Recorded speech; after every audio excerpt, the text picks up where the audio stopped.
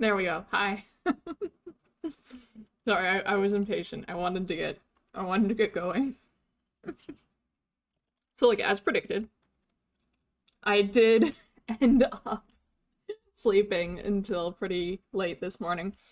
But I'm excited to do this. We're gonna do it. I'm gonna try and finish rigging today. I'm gonna try. Which of course begs the question of, where do I start? That's always the bit that I struggle with. Alright, I'm gonna put these toggles back on. I think, let's start with a head tilt. I think that's a nice place to start. I feel like I usually start with some sort of head tilt. So let's start here. And we're gonna do angle Z for the head. Okay, angle Z, like Z. Okay, so we're gonna tilt the head. And I am gonna have to make some adjustment to the head mesh so that this doesn't look, you see that disconnect there? I'm gonna need to do something to the neck for that, okay? And then, wait, how many degrees does it tilt in this? 10.7 degrees, so let's have it do negative 10.7. In this direction, there we go. Now it's even. So now, so I can tilt her head back and forth. Perfect. Okay, now let's fix up the neck so that it can do that as well. There is no time to waste. There is zero time to waste. Okay. So let's adjust that there. Now we adjust this. There. Would you look at that? Isn't that cute? That's cute. I think that's cute. Okay. Next order of business. We are going to make the head turn. Okay. So, neck stretches, yes. I can do neck stretches, and we gotta let Psy do neck stretches as well. It's very important. Hello, hello Phi, hello Astrolopos. I am very happy to be back here today. Let's do this. Let's make Psy this model. Ah, hello Something Stochastic. Welcome, welcome, welcome. Happy to have you. I will do my best. So our first goal is we want Psy to be able to turn her head. So we'll start by just doing that, and then I know this doesn't look like it makes sense yet, but it will, I promise. Okay. All right, so now, as you can see, the head is separating from the neck, and we don't want that, so we are gonna adjust the neck. Or actually, I'm gonna adjust the head. We're gonna start adjusting the head to make sure that the shape is going the way that I want it to.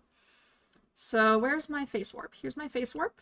This is what contains the face, the skin bit of the face. So we're gonna start adjusting this. And the first thing I want is I want to make sure that this matches that. Right, I should have checked Adventure Time. I think when they turn the face, that bit actually gets thinner, right? You know, actually, I'm really happy that there's no shading in this because it makes everything that I'm doing right now so much easier. Like, I cannot emphasize how much easier this is. Oh, no, don't want it to do that. I want this to go down, but not that. Okay. Look at that. Look, we're getting places. There we go. Okay, let's see if I can just reflect that motion. Okay. Beautiful. And then we just have to adjust it a little bit to make it just so. But that should largely do it, right? Maybe a little less like of the shortening on that side. It's hard to tell when you're at this stage, you know? It's hard to tell if you've got it in a good way or a bad way. I might actually start moving the ears as well, because I think that will help. So as you turn this way, the ears gotta, oh dear, I got the wrong ears. I've got the wrong ears and the wrong warps. That's okay, we can fix this. This is fine. Okay. There we go. I just labeled them wrong. All right, now let's do it. Okay, so as the head turns, the ear starts going behind the head.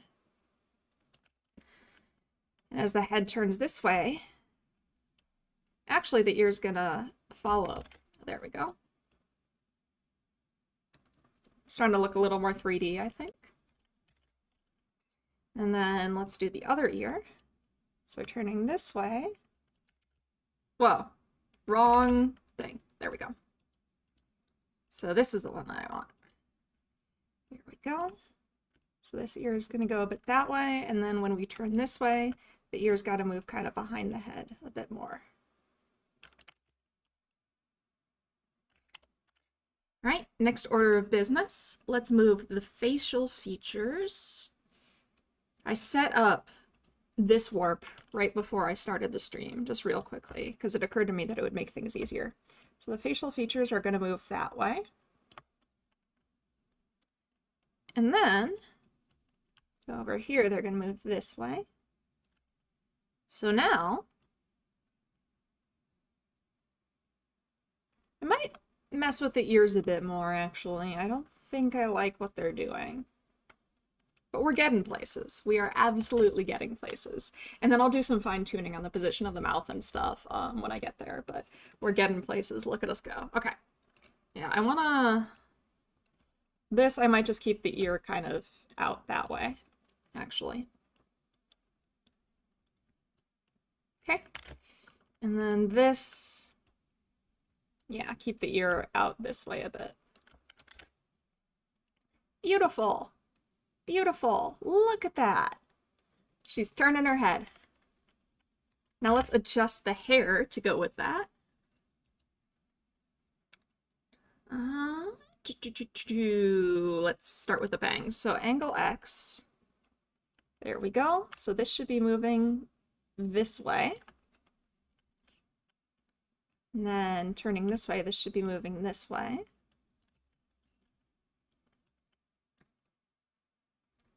And then we can adjust the form of it a little bit.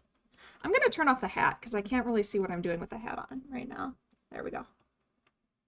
I want it to curve a little bit to sort of give it that image of depth, if that makes sense. Let's see if I can just...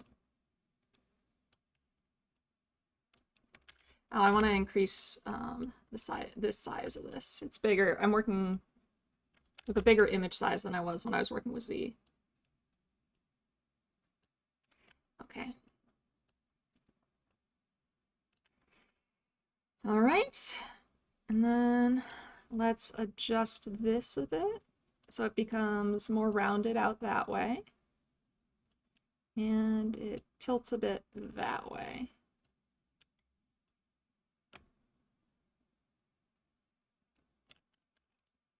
Actually, I don't like the... I think it actually looks better if I don't make those adjustments.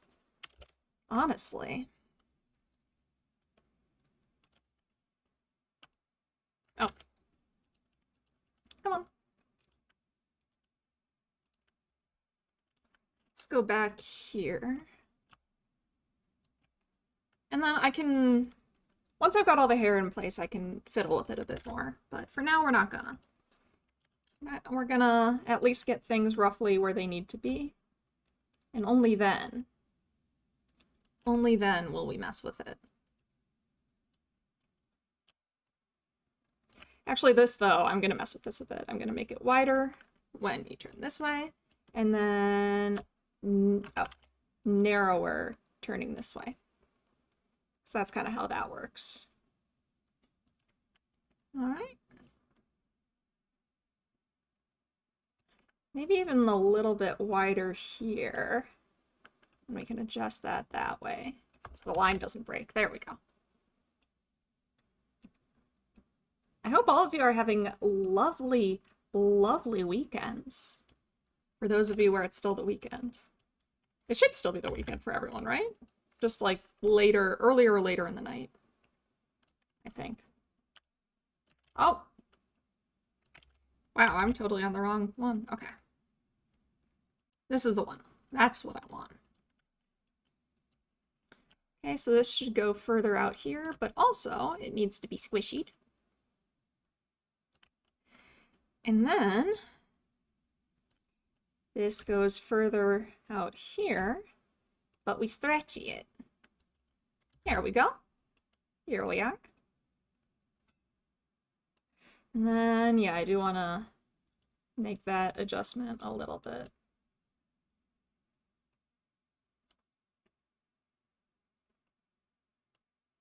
There we go. Had a nice walk, got a shiny stunky. Nice. Got back at 6, wanted to make dinner, but it took till 9 for it to be free. Oh gosh. Yeah, been there, been there. Nice. I didn't catch any nice shinies, unfortunately, on my walk today. But you know what? That's okay. That is okay. There's always tomorrow. I'm really excited for the shiny Scatterbug event, actually. Because that's coming up, right? I think like 2 days from now, there will be shiny Scatterbug availability.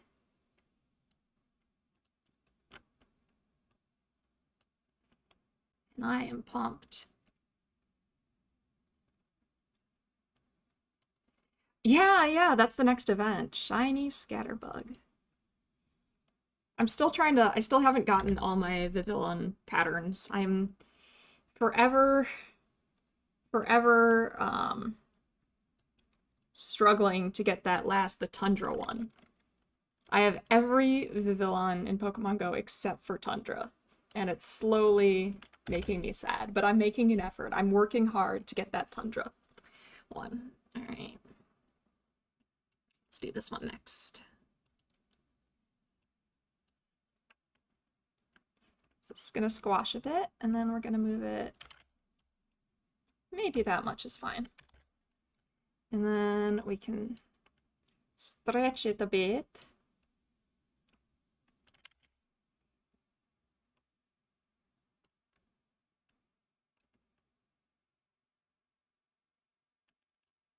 Okay. I'm excited to get to the hair physics. I like doing the hair physics, but I've got to set everything else up before I feel like I should at least set everything else up before I get to the physics. You know, it doesn't feel right to just jump straight into the hair physics.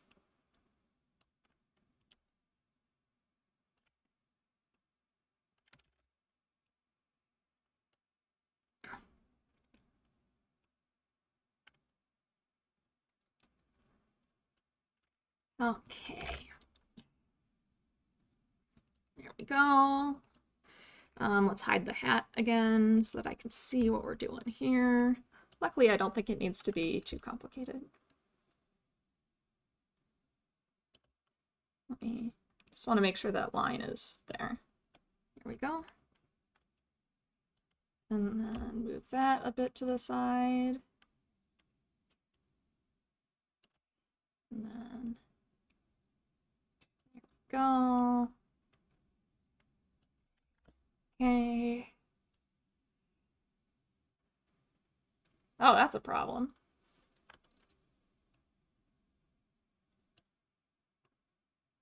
Never really tried to get the Vivillons, but I do have a Pokemon pattern from 2015. I wonder if I have one. I should check my Pokemon home to see if I do. Why is this a problem on this side, but not the other side?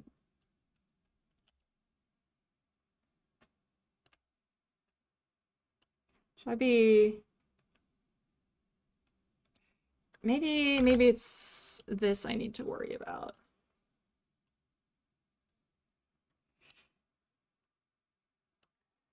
Like, if I do that, will it fix it? No? Okay, I'm gonna reset this one.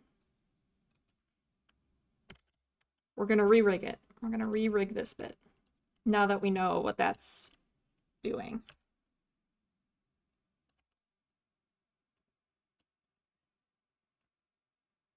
Because it's doing something I don't want it to.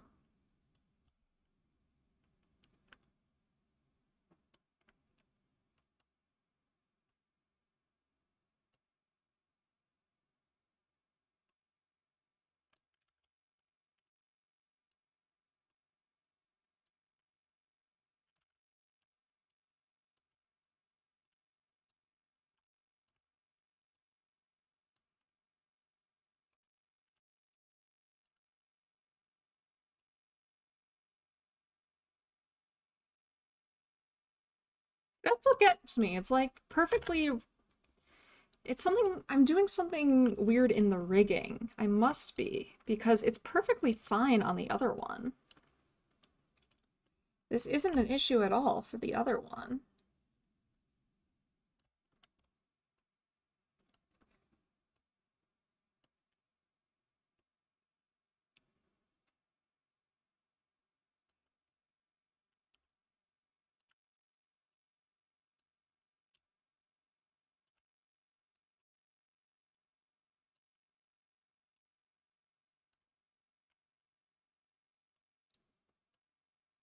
Hmm.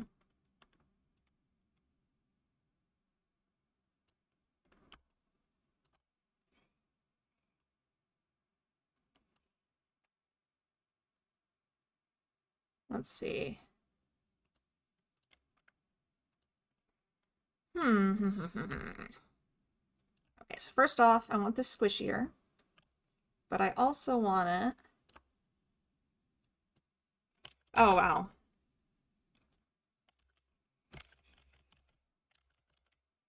Okay. Okay.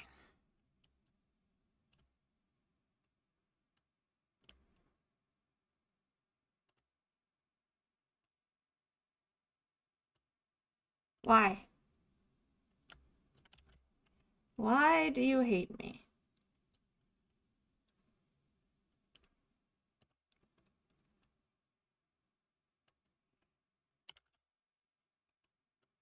Hmm.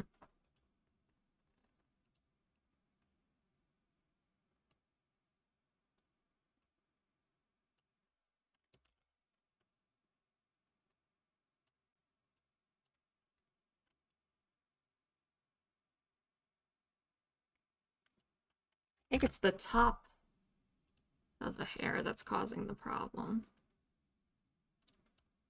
Yeah, okay. That seems to be the issue. So if I just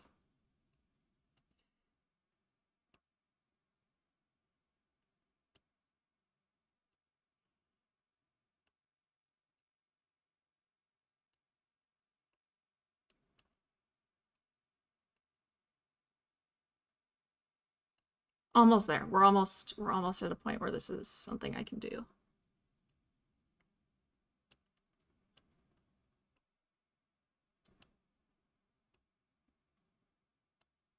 Now we're a little too much. Looking at into the Pokeball, it hasn't been available for 9 years. Oh my gosh, that's a long time. That is indeed a very long time. Oh.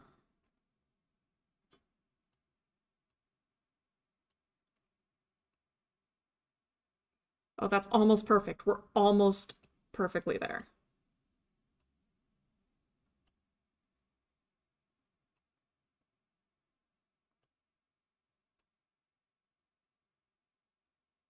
We're so freaking close. We are so close, it is almost painful. Maybe if I just...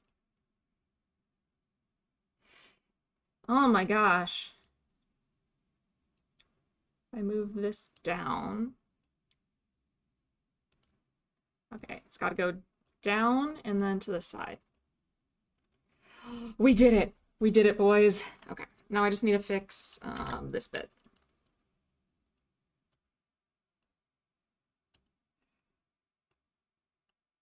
There we go. All right. Okay, and now I want to do the hairpiece. Okay. So I think I put that... Where did I put it? Here it is. So first, let's do this. And it's got to move along with the side. And then here, it's going to get squished. And maybe on this, I should have it... I should rig the draw order.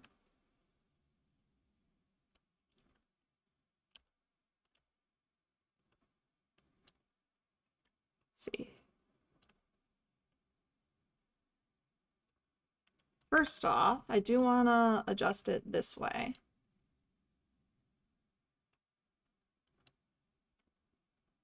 Here, let's...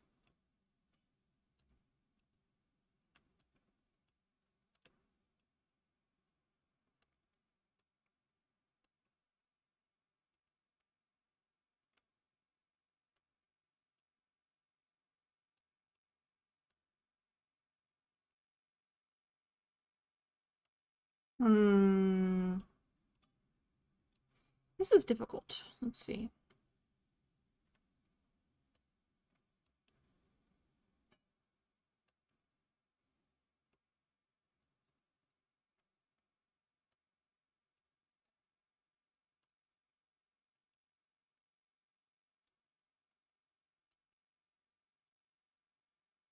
Maybe even make this a bit more obvious.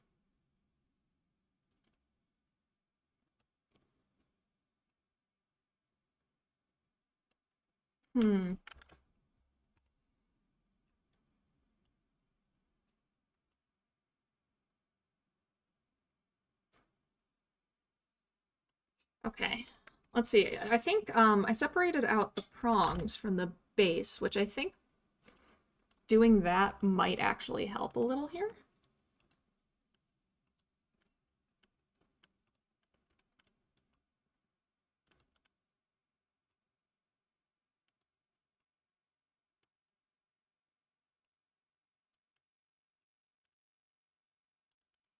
Okay. And then in this case, I want the prongs to go... I want them to just generally be a bit more behind the base, if that makes sense.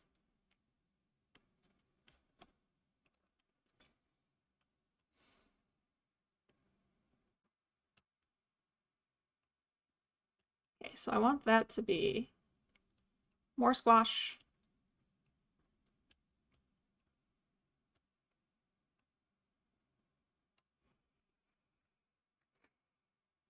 Let's see. Oh, no, that's not what I meant to do.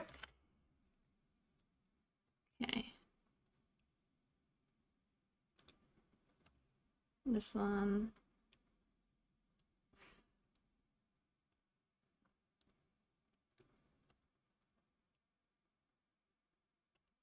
Okay.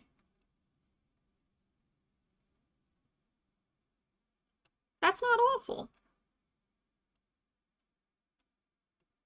I think that's not awful. It's not, like, incredible, but it's not awful either.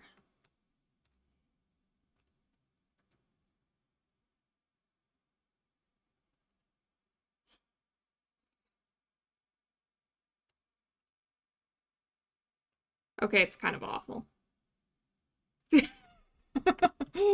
Oh, gosh.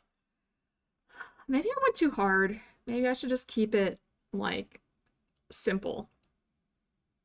You know? Maybe I should just stick with the simple. Maybe I'm trying too hard. Just adjust this to the side and then squish it. And then maybe...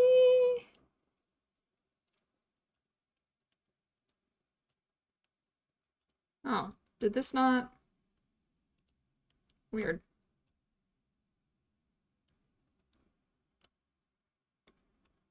And then just to make it look like it's going over a curve a bit more, just squash this a little bit.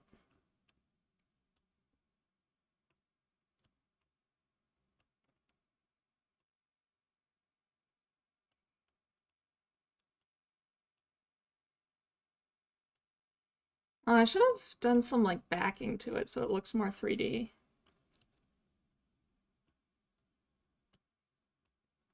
It's a bit too late for that. Well, it is Adventure Time style, so maybe that's not as...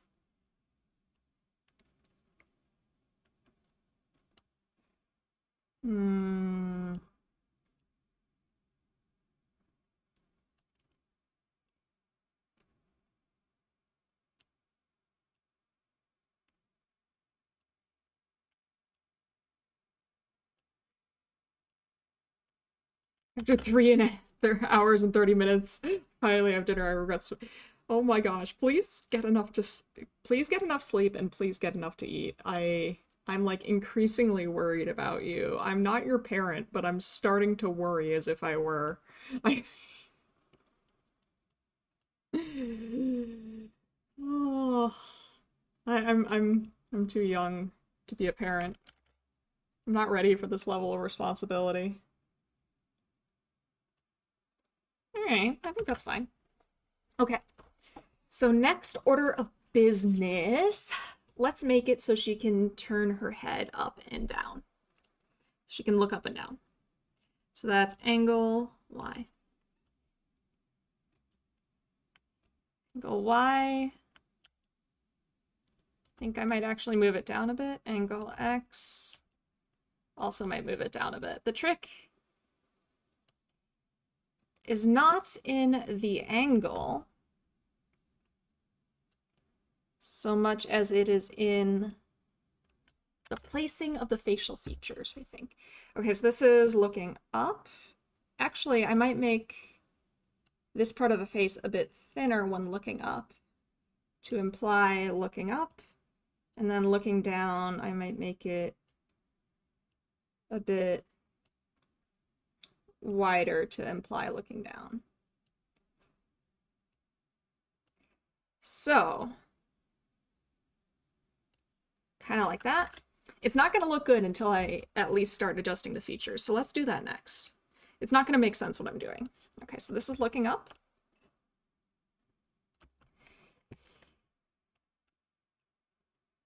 And this is looking down. Thank you. I like to think I'm decent at what I'm doing. There we go. I'm gonna have to mess with the face warp a bit more just to make, oh, actually, no, I might not have to. So let's, all right, let's do the bangs next. Angle Y on the bangs, so. Oh, wow, that's not where I want to be. Did I move the bangs out of the bangs warp? That's a problem. What happened? Okay, good, all right. And I'm gonna adjust that a little bit. And adjust this a bit. Just so the bangs are laying the way that they should.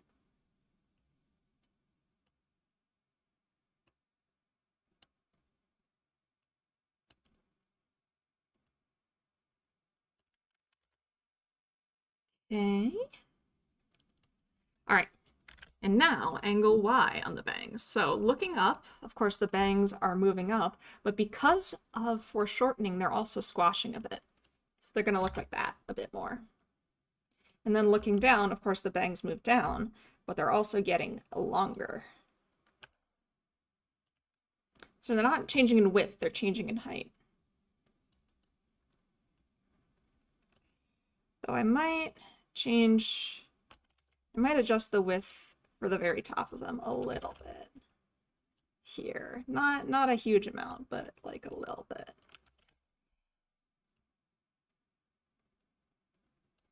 Baldary. Yeah.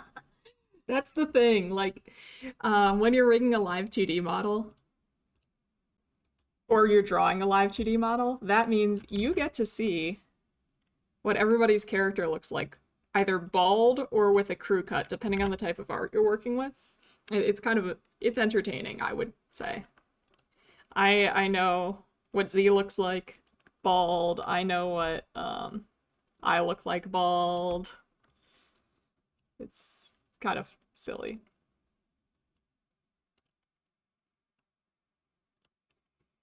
All right. And then we can adjust this, and then we're gonna make it a bit wider over here. I know that some VTubers have bald toggles, which I think is very funny. I bet Z would approve of having a bald toggle. I don't know about Psy, but I think Z, if I had added a bald toggle, would think that was freaking hilarious. I have some degree of confidence that that is the case anyway.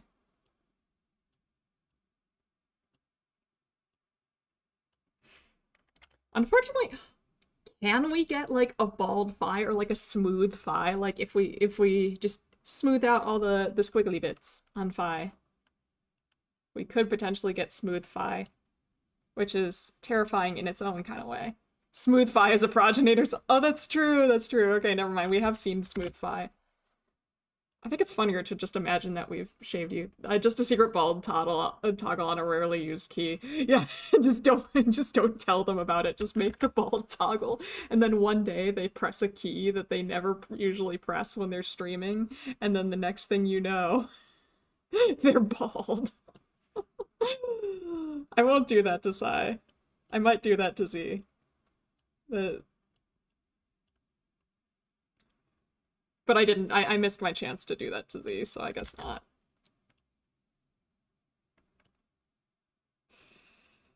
I am a kind and merciful VTuber parent. Maybe. Maybe. I could use my powers for evil if I so wished. But so far, I think that I have been very kind. I think I've been very magnanimous, and I have yet to use my powers for true evil. You know?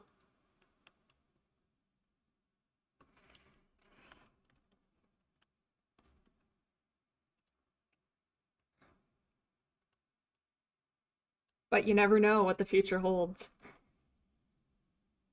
You never know.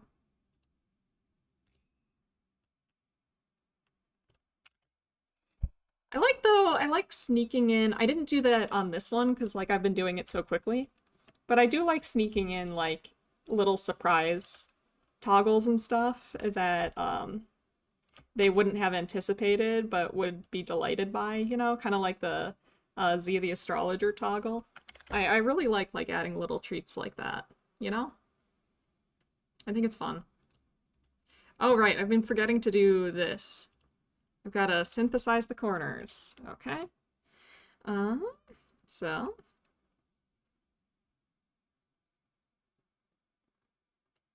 Yeah, I didn't... What is... Horrible things are happening here. Oh no, that's because I haven't synthesized the corners on, like, anything. That's my problem.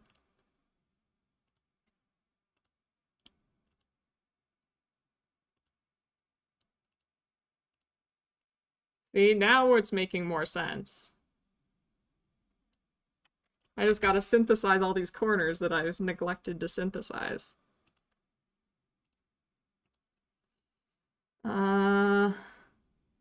Bangs. I gotta synthesize the corners for the bangs. Actually, there's a little bit... I wanna, at least with this, I wanna actually adjust this bit a bit. I don't want those to be so high. I want this bit to be higher, but like the lines, I don't want those to be showing as much as they are. Okay. Well, oops. All right, now we can synthesize those corners. Okay. I thought I just synthesized the corners of the bangs. Why are they being weird?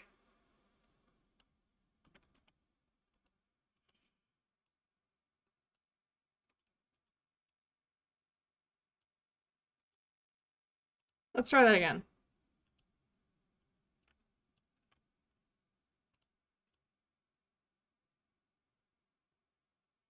Okay, and now we can like do a bit like finer adjustments.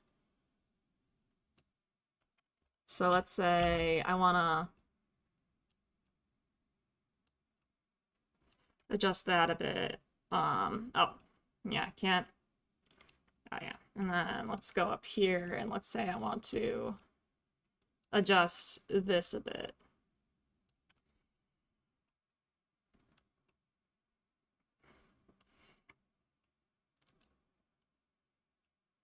Adjust that a bit. Adjust this a bit. You know, just little bits. Okay, Now I'm gonna make sure the corners look nice here. That one I've gotta adjust it so it doesn't get beyond the lines.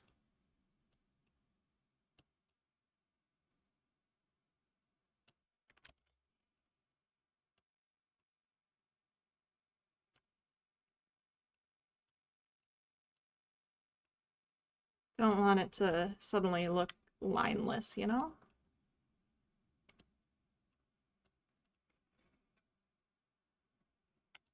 Might just have to adjust the back of the head for that.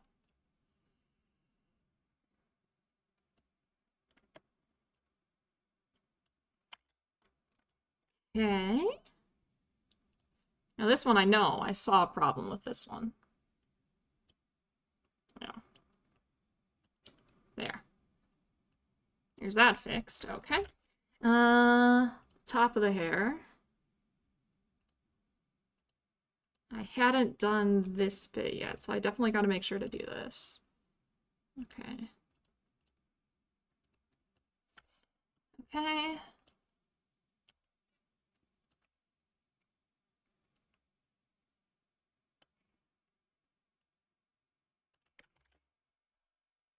Down, typically this would go up a little bit like that. Okay, now let's synthesize those corners. Okay, and now let's check the corners. Okay, that seems fine. Just minor adjustments. This one will need a bit more than a minor adjustment. It's okay. Maybe I should, do I want to get rid of... This looks so dumb. I really need to do the ears. That's gonna help a lot. Okay.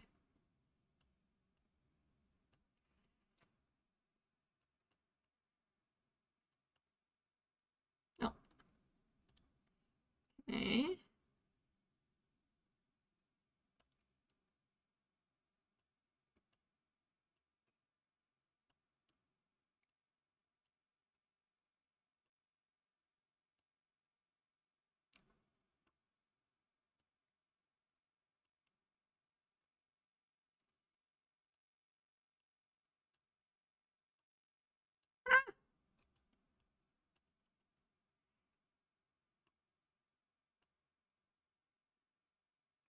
Okay. Oh, I saw a problem. That's a problem. Again, I need to deal with this stuff again, somehow.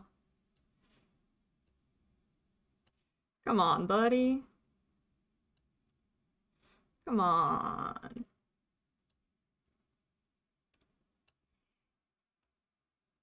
Why?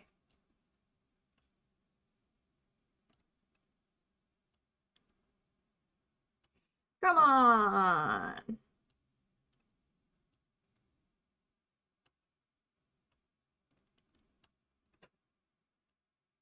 Oh, that's exactly the opposite of what I was needing to do there. Okay, almost there, almost fixed again. So close, we are so close, y'all. Okay. I think that's probably all right. And then this side has the same problem. That's so annoying.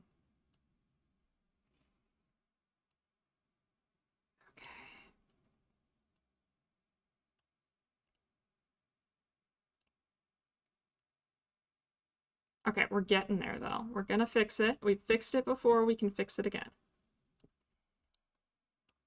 Ah! Okay, almost there. Ah! Almost there.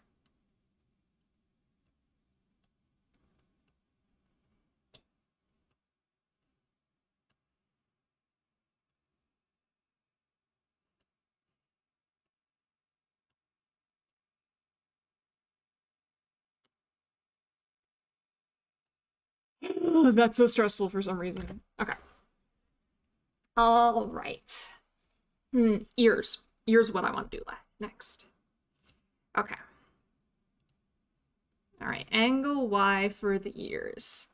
So the head's moving up, so the ear needs to move down. And then when the head moves down, the ear needs to move up just a little.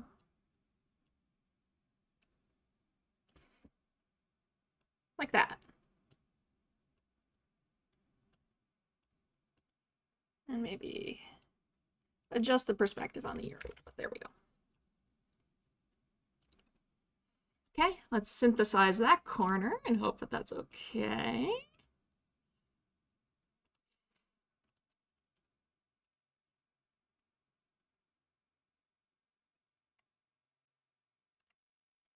I definitely need to adjust the face a little bit. But that's okay, we don't need to do that yet. We got time. Okay. Okay. Move that down, in a little bit, out a little bit. Okay. Then move that up, and then squash it a bit. Okay. Synthesize those corners. And then adjust the corners as needed. Actually, I might just adjust the face rather than adjusting these corners. Okay. Faces corner. I'm gonna make this... First off, I'm gonna make this a bit lower.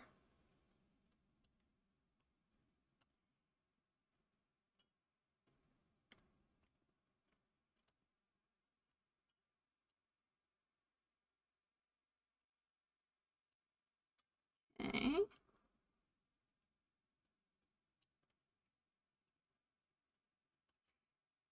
Okay, and then stretch this a bit more. And then this up a bit, but this down a bit.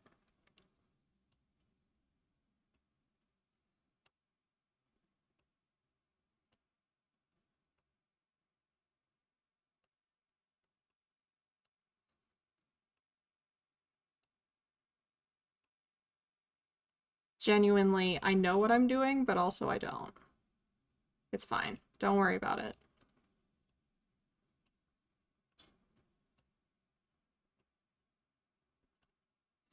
Do you see how much confidence I inspire? I'm so good at inspiring confidence.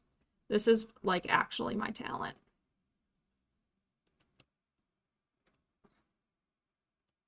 Okay. Would like this to be a bit rounder, but don't think there's much I can... I guess that kind of does what I need it to.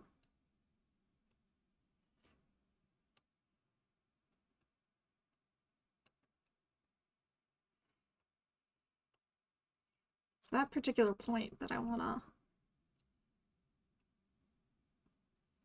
Don't mind me. There we go. Okay. Oh, and then we need to make sure that this bit doesn't get all bald over here, so... Oh, is that the top of the head? I think that's the top of the head that's blocking that. I mean, I have no idea how this works, so this all looks impressive. I'm glad. It's not... I'm not, like, super good at rigging. I really enjoy rigging, but I'm certainly no expert. I'm definitely not at the level of some of the contacts that Psydere happens to have. But I'm enjoying myself, and frankly, isn't that what matters? I think that's what matters. Seriously, what is that? Is that...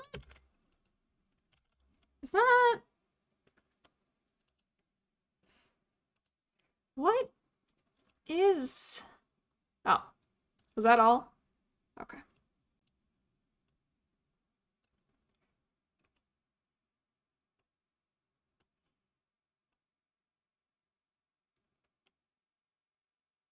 There we go. The true rigging was the friends we made along the way. True. True. go. Looks like that is a little bit. There we go. I want to mess with the bangs just a little bit more because I'm not like. I think they could afford to be. Not like super happy with them.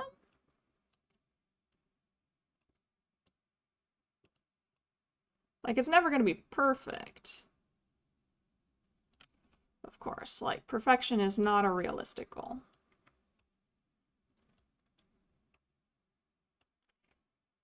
But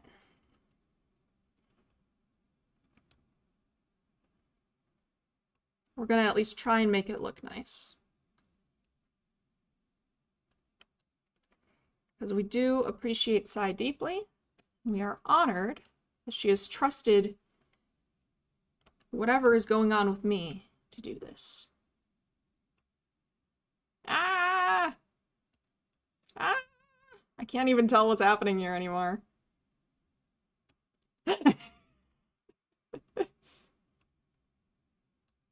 Okay.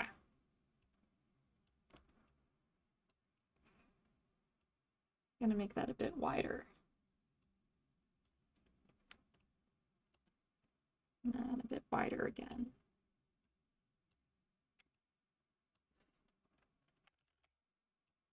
Just a little bit, just a little bit. Okay. All right, now we're getting places. Okay. Now what should I do? Maybe I should start on the physics for the hair. Or maybe I should do the mouth. I don't want to do the mouth. I'm scared of the mouth. Mouth rigging is my enemy. I'm not gonna lie. So let's do the eyes. Let's do the eyes. Okay, where are the eyes? Where did I put them? Oh, they're in here. They're right down here. Okay. So first off, let's do eyeball X, which is eyes looking to the left. Eyeball R, which is eyes looking to the right. And then we can do eyeball Y, which is eyes looking up. And then eyes looking down. Okay, and then let's synthesize those corners. So now the eye can look all around. Yay! Okay, now let's do that for the other one. X, okay. Eyeball X, eyeball Y, or eyeball X to the left. Now vertical and looking up, looking down. Synthesize those corners. Now Psy can look all around. Okay, now let's make it so she can open and close her eyes. The most important thing here that I always forget, I always screw it up, is making sure that the rigging is on different sides. To make sure, so right now I'm doing the right eye, which means that I need to be absolutely sure that I'm rigging it to the right eye things here. So let's see, eye are open, okay?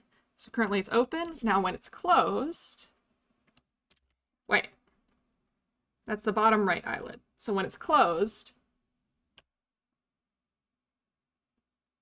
let's move this here. And when it's open, okay. Now let's rig the bottom right top eyelid. So when it's closed,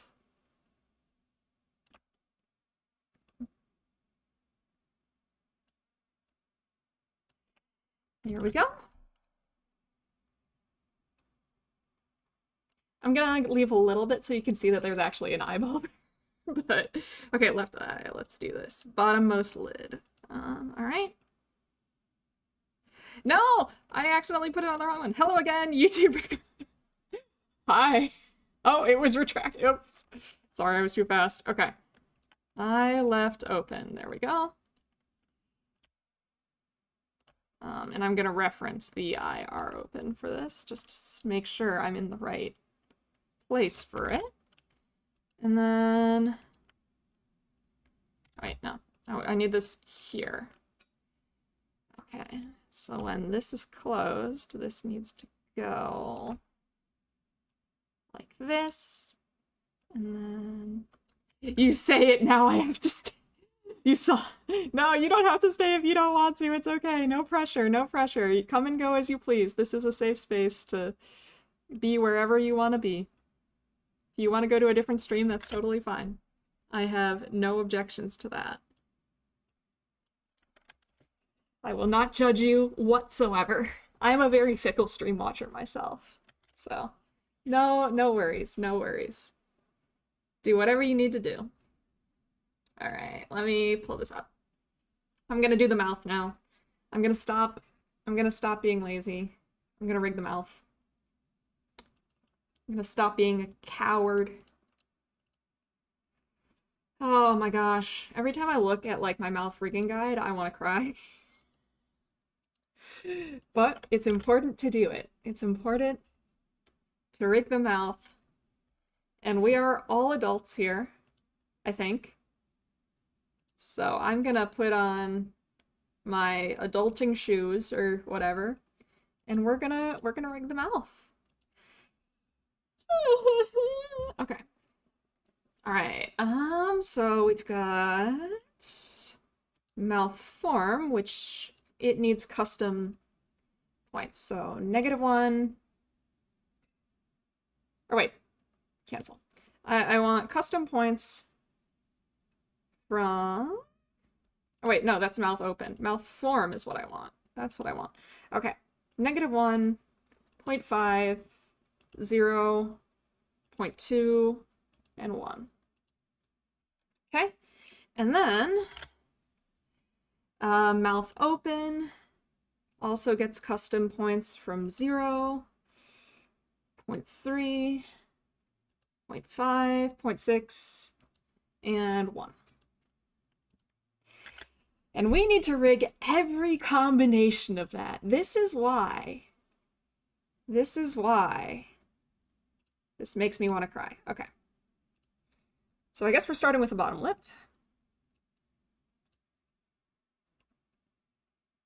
Okay, we're going to add some points here for where it can bend. Okay. Let's add all the pointy bits that we need.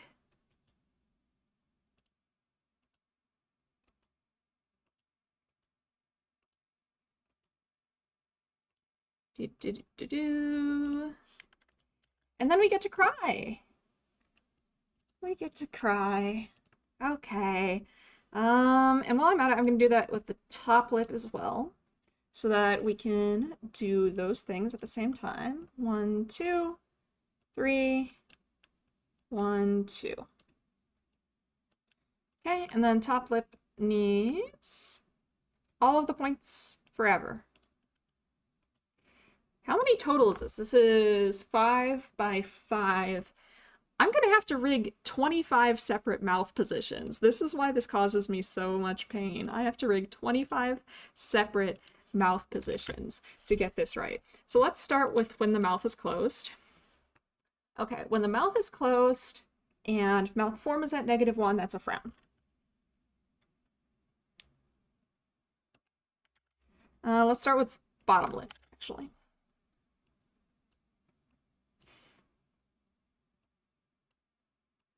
Adventure Time actually has smaller mouths when they're closed, I think. So I want to should probably make this a bit smaller. Whatever, close enough.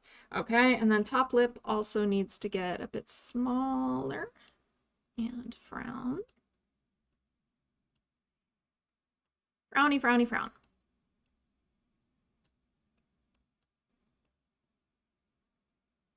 This is the anger inherent in this researcher, okay? And then, oh, actually, we don't need a point there for mouth closed. We don't need a point there for mouth closed either. Okay, so mouth form in the middle of mouth closed is just kind of like a slight smile. This is, I assume, sort of the neutral mouth position.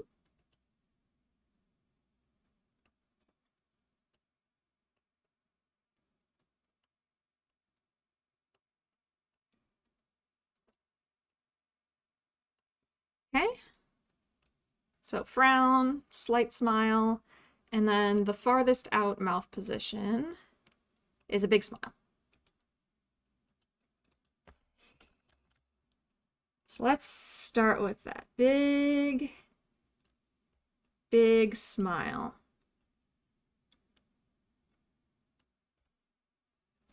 Okay. Big smile.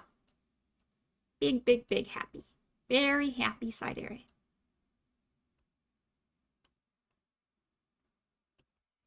Okay.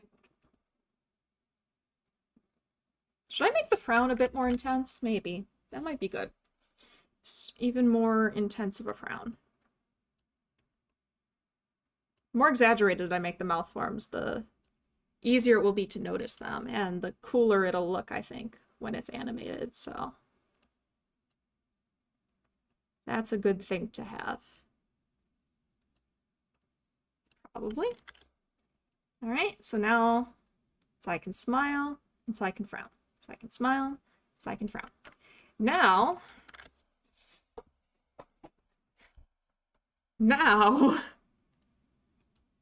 we've done 3 out of 25. So next, let's do it with the mouth slightly open. Okay. So,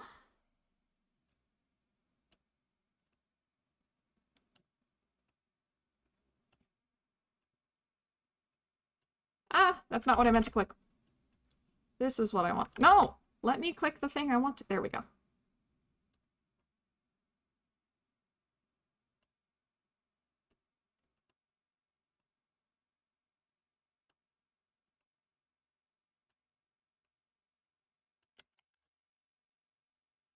Okay, bottom lip.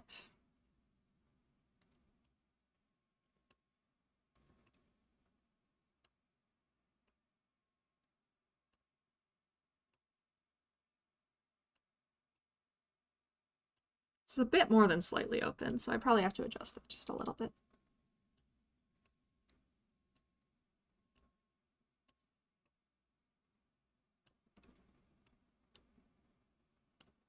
There we go. Okay. Mouth open 2. Oh my gosh. This is the bit that I've been dreading, but we are gonna do it. Okay. Mouth open 2 is much rounder. Oh.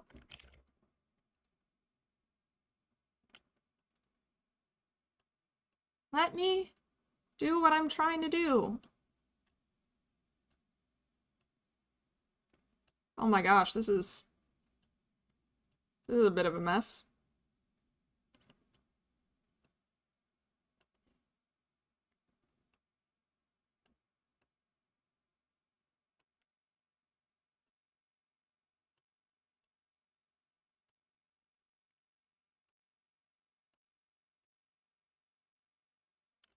Okay.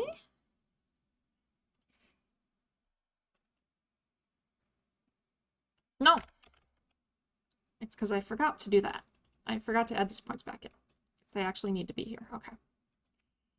All right. All right. Oh, I hope that everybody who's in America managed to get their discount chocolate. I was a day late, so I probably didn't get the best discount chocolate, but I got some pretty good discount chocolate, I would say. Which is very exciting. I am a big fan of cheap chocolate.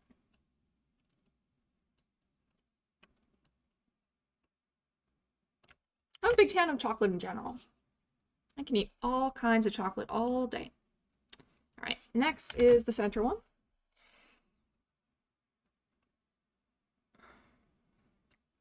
Right.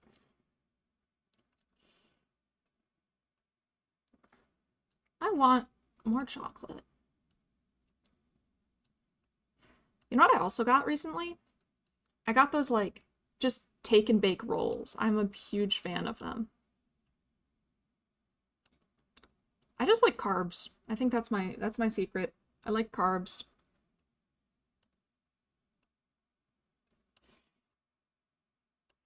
Once, the first time I went to Japan, I was there with a good friend of mine. And we were there, and she was like observing what I was eating, because of course, you know, we were eating our meals together because we were traveling together. And she was like, "Do you eat anything that isn't carbs?" And I'm like, uh, yeah, yes. Theoretically. It's just they're so yummy. They're so yummy. How could you possibly say they're not? Oh, just look that up and they look great. Yeah. Yeah. Oh my gosh, they're so good. I've got some. I'm definitely gonna have some right after stream. Oh, carpal tunnel stretch time. I want... you know, I told myself I would get myself a bread maker. Because I love fresh baked bread, and I kind of really want a bread maker, but I should hold off. I keep telling myself, now I'm finally gonna get a bread maker, and then something comes up. Right now, gotta be careful with my money. Gotta be a little careful with my money right now. Hopefully everything will be okay. But, you know, you can never be too safe. But if I ever have money to burn, I'm getting a bread maker so I can have fresh bread whenever I want it. You know what my favorite kind of bread is? There's actually a lot of really, like, I'm a bread connoisseur. I love most types of bread. But, fresh bread is the best. Yes. And the take and bake kind of like mimics fresh bread. It's not perfectly fresh bread, but you know, it's close enough. But my favorite type of bread is sourdough. And not just any sourdough. It's got to be sourdough that was made in San Francisco. I mean, sourdough is just good generally speaking. I like sourdough generally speaking. San Francisco sourdough. I think it's like, I'm not an expert on the topic, but apparently there's something about the microclimate specifically in San Francisco that makes it really, really good for making sourdough. There's something about it. And that's why San Francisco sourdough is so famous. So whenever I'm in the area of San Francisco, I try and like make a point of getting some sourdough at some point. Because it's so good. You know, I was gonna try and make these mouths kind of Adventure Time-y shaped. I'm not sure if I'm gonna be able to do that.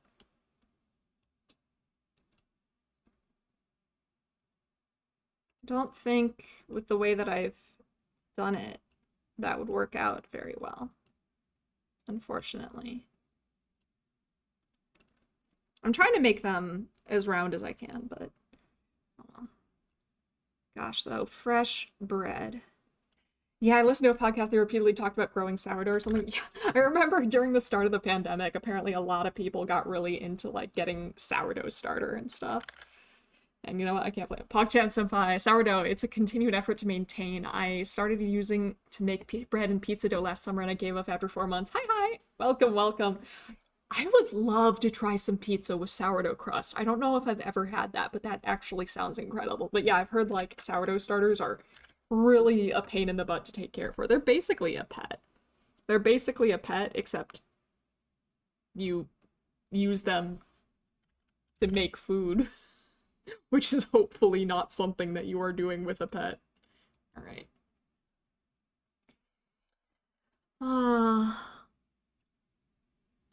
Pet chickens. I guess if you eat their eggs or something. I don't know. I'm not exactly a vegetarian, but like, you know. I guess if you have like a pet hunting dog, that also counts as they bring you food, maybe. Oh my gosh. I feel like I'm doing something vaguely horrible somehow. Either way, my cat doesn't bring me food, but he does bring me food for my soul. Every time I look at him, I feel a bit better about the life, the universe, and everything. Because he is a charming boy. And he has my heart in his tiny little paws. There we go. Isn't that right, Mr. Kitty? He's taking a nap. He's a good boy, and he takes good naps. One of my friends randomly got an egg from some fair or something and has been raising chickens for a few years now. Nice. Back when I was little, one of our families, one of the people who would, like, watch over us while our parents were at work, she once brought us a whole bunch of, like, really weird eggs. Like, I think there was, like, an ostrich egg in there or something. And, like, no idea how or where that came from, or how she got it or where that came from. But I tried to hatch them. I was like, no, we can't eat these. I wanna try and hatch the ostrich egg. And my parents were like, okay. It's been pasteurized or whatever. It's not gonna hatch. And I was like, I must. So I tried really, really hard to hatch this freaking ostrich egg, or, like, you know, to give it a good environment to, like, hatch in, and obviously that didn't work out. Like, there was no way it was gonna work out, but I was really determined. Now I'm, like, thinking of, like, things. I think you also need a dangerous animal permit. Yeah, probably. I think my parents also just knew that I wasn't gonna get that far. I was, like, 5. Oh. You know, when I was younger, there was one point in my life where we lived near somebody who raised, like, there were a lot of people in that area who raised a lot of exotic birds. Like, there was one person nearby who raised emus. And then there was one person, well, I mean, exotic's a relative term depending on where you live, but for us, these were not native birds. So we had one person nearby who was raising emus, we had another person nearby who had peacocks. Like, it was a weird time.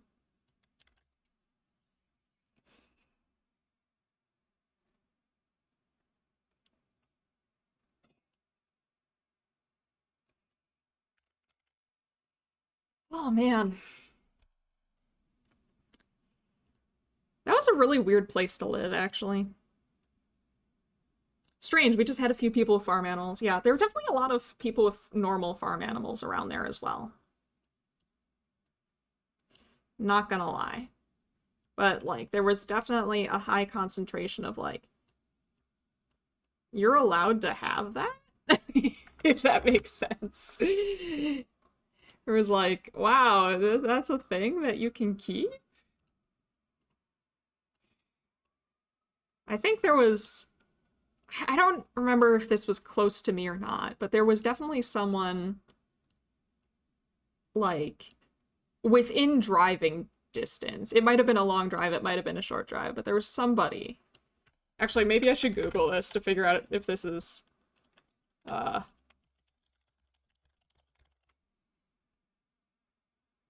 okay, it's not identifiable. There was somebody who lived somewhat near my family back in the day who had zorses, which is a mix between a zebra and a horse. But apparently there are multiple places in the US where people have raised horses, so I don't need to worry that much. My primary school brought in reindeers on the field one time. That was as well as, reindeers are so cool! I got to meet reindeers once when I was really, really little, and it was, like, incredible. I was absolutely delighted to meet some reindeers. Reindeer? Is that the plural? I'm not sure. But I was very, very happy to meet reindeer. I was a big fan. I fed them dandelions, which is apparently, I hope that we were allowed to do that, because I did it. I hope dandelions are okay for reindeers to eat. But, oh, they were such sweeties. They were so cute. So cute. I like reindeer. I like most animals, really.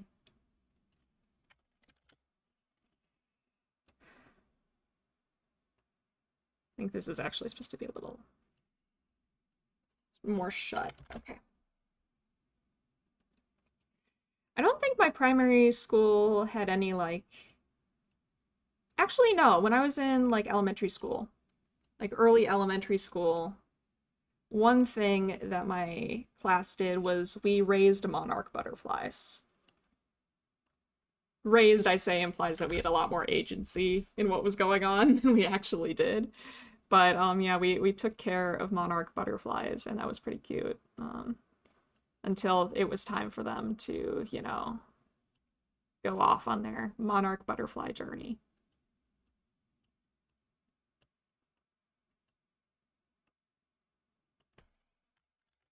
Wherever that might be. All right. Okay, we're getting places. All right. Only 2 more sets. R.I.P. Butterfly, yeah. Actually, my partner, apparently her family, during the summer, will find, like, monarch butterfly cocoons, or just butterfly cocoons, and they will take care of them and make sure that they, you know, don't get eaten by predators or things like that. Which, of course, doesn't always work out, but, like, I think it's really sweet, you know? In the UK, we basically have no large animals as they were all hunted to extinction a few centuries back, so I always feel shocked when people talk about stuff like bears and stuff that wander in their town. Yeah. Oh man, when I was in undergrad, a bear wandered onto our campus, and it was kind of a big deal. I guess that wasn't like a totally unusual thing to happen there either. I think there were probably multiple times it happened, but like in this case, like it was right outside of some of the dorms. So it became kind of a big deal. But yeah, no, we must have had multiple bears wander on campus when I was there. But only one where it like was right outside the dorms. Like my friend lived in the dorm that it was hanging out outside of, and she looked out her window and she's like, "Hey, Mylan." Just sends me a picture on her phone of a bear from her window. Wild, wild stuff. Badgers are the largest predator. I've always wanted to see a badger, okay? So, I grew up reading Redwall by Brian Jakes, and I always thought badgers were so cool. Some cities in Europe struggle with boars wandering around and eating trash. Oh gosh. I know that's also a problem in the US. I'm thinking of like I've never really been to Europe. I've been to the UK, but I've never really been to any other place, you know, like around there. But I'm just thinking of all the oh no, what have I done? Ah, all the folklore and stuff. There we go. All the folklore and stuff that I've learned through like consuming too much Fate, and of course I know that it's not necessarily 100% accurate, but I just think of like ah, yes, boars and, was it Irish mythology? It's... ah, yes, that is a thing that I recall.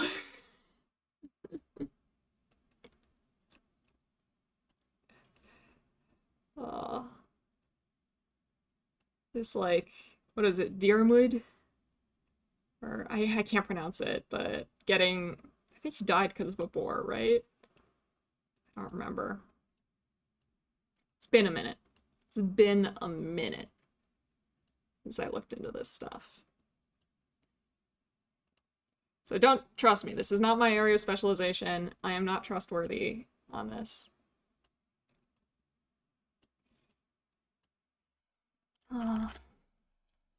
They're cute to look at, but are aggressive. Yeah. That's what I've heard about, like, the boars and, like, feral pigs and stuff like that out here in the US. I remember...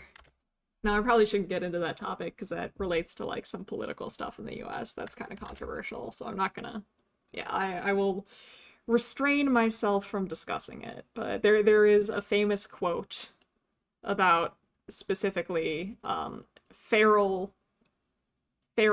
pigs, or wild pigs, that, like, at first, when I first heard it, I was like, oh, that's really funny. And then, like, I read up on the context, and I'm like, actually, you know what? You know what? I see what you're saying. I understand. You gotta be careful not to just assume that something is silly just because it sounds silly. You gotta make sure to, you know, look into it. See, is that actually as funny as it sounds, or is there something going on here that I am not aware of because I am a city slicker? Or whatever. Been born and raised in cities. Or at least around them, you know? So I'm not fully aware of the implications of many things that might be affecting people who don't live in densely populated areas. Don't want to assume that I know best. There we go. Where are we? Another smile.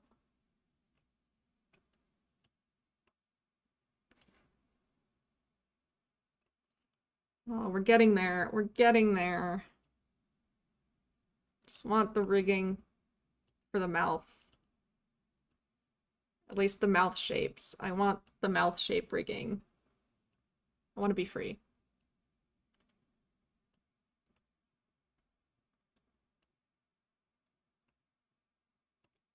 All other rigging I'm a huge fan of. Mouth shape rigging is not my passion. Okay.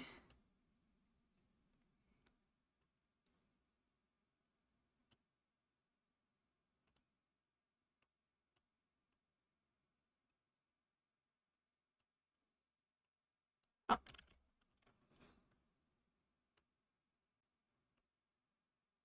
This is exciting though. Like,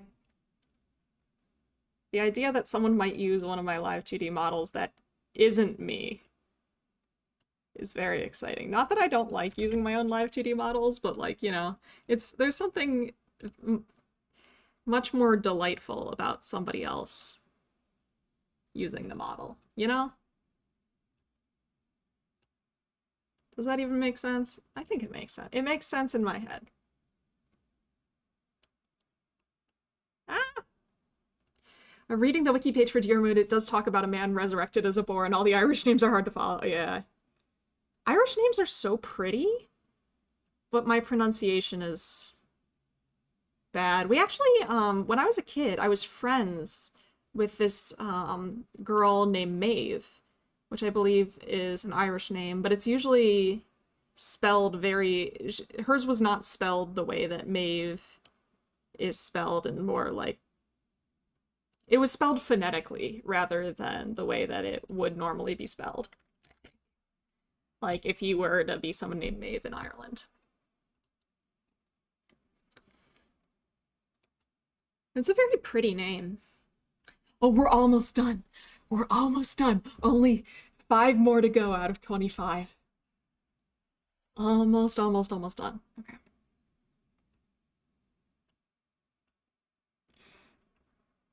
Yeah, Celtic names are lovely, but to say, but I can't spell them for the same.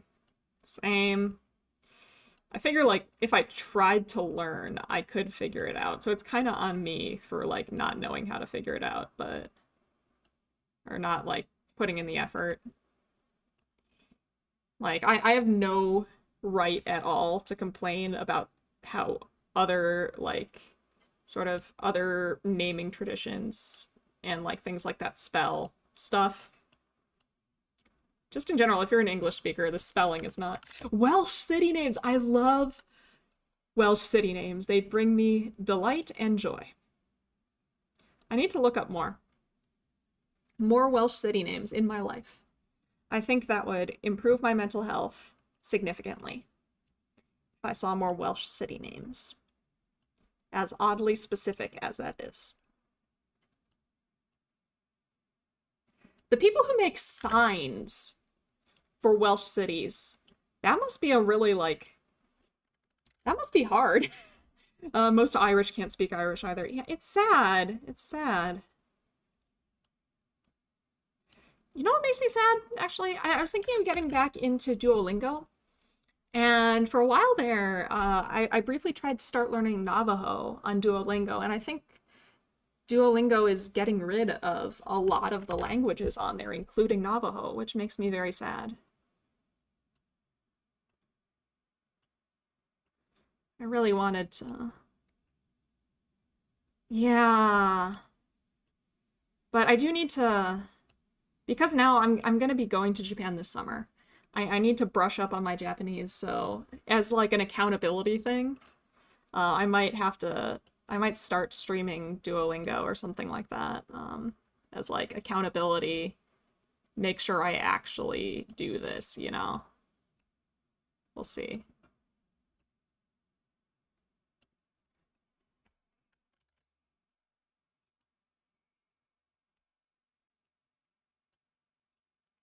I learned a smidge of Welsh from Duolingo as my dad is Welsh, so wanted to give it a shot. Nice! Nice! Japanese is hard. Yeah, Japanese is hard because it's at least like, I mean, it depends on the language you start from, but I think Japanese is one of the hardest languages to learn if you're starting from English. Like, I'm kind of lucky in the respect that, like, I've had a lot of exposure. I got into anime at a young age, and also my dad had a fair amount of exposure, or my dad had some, like, Japanese friends.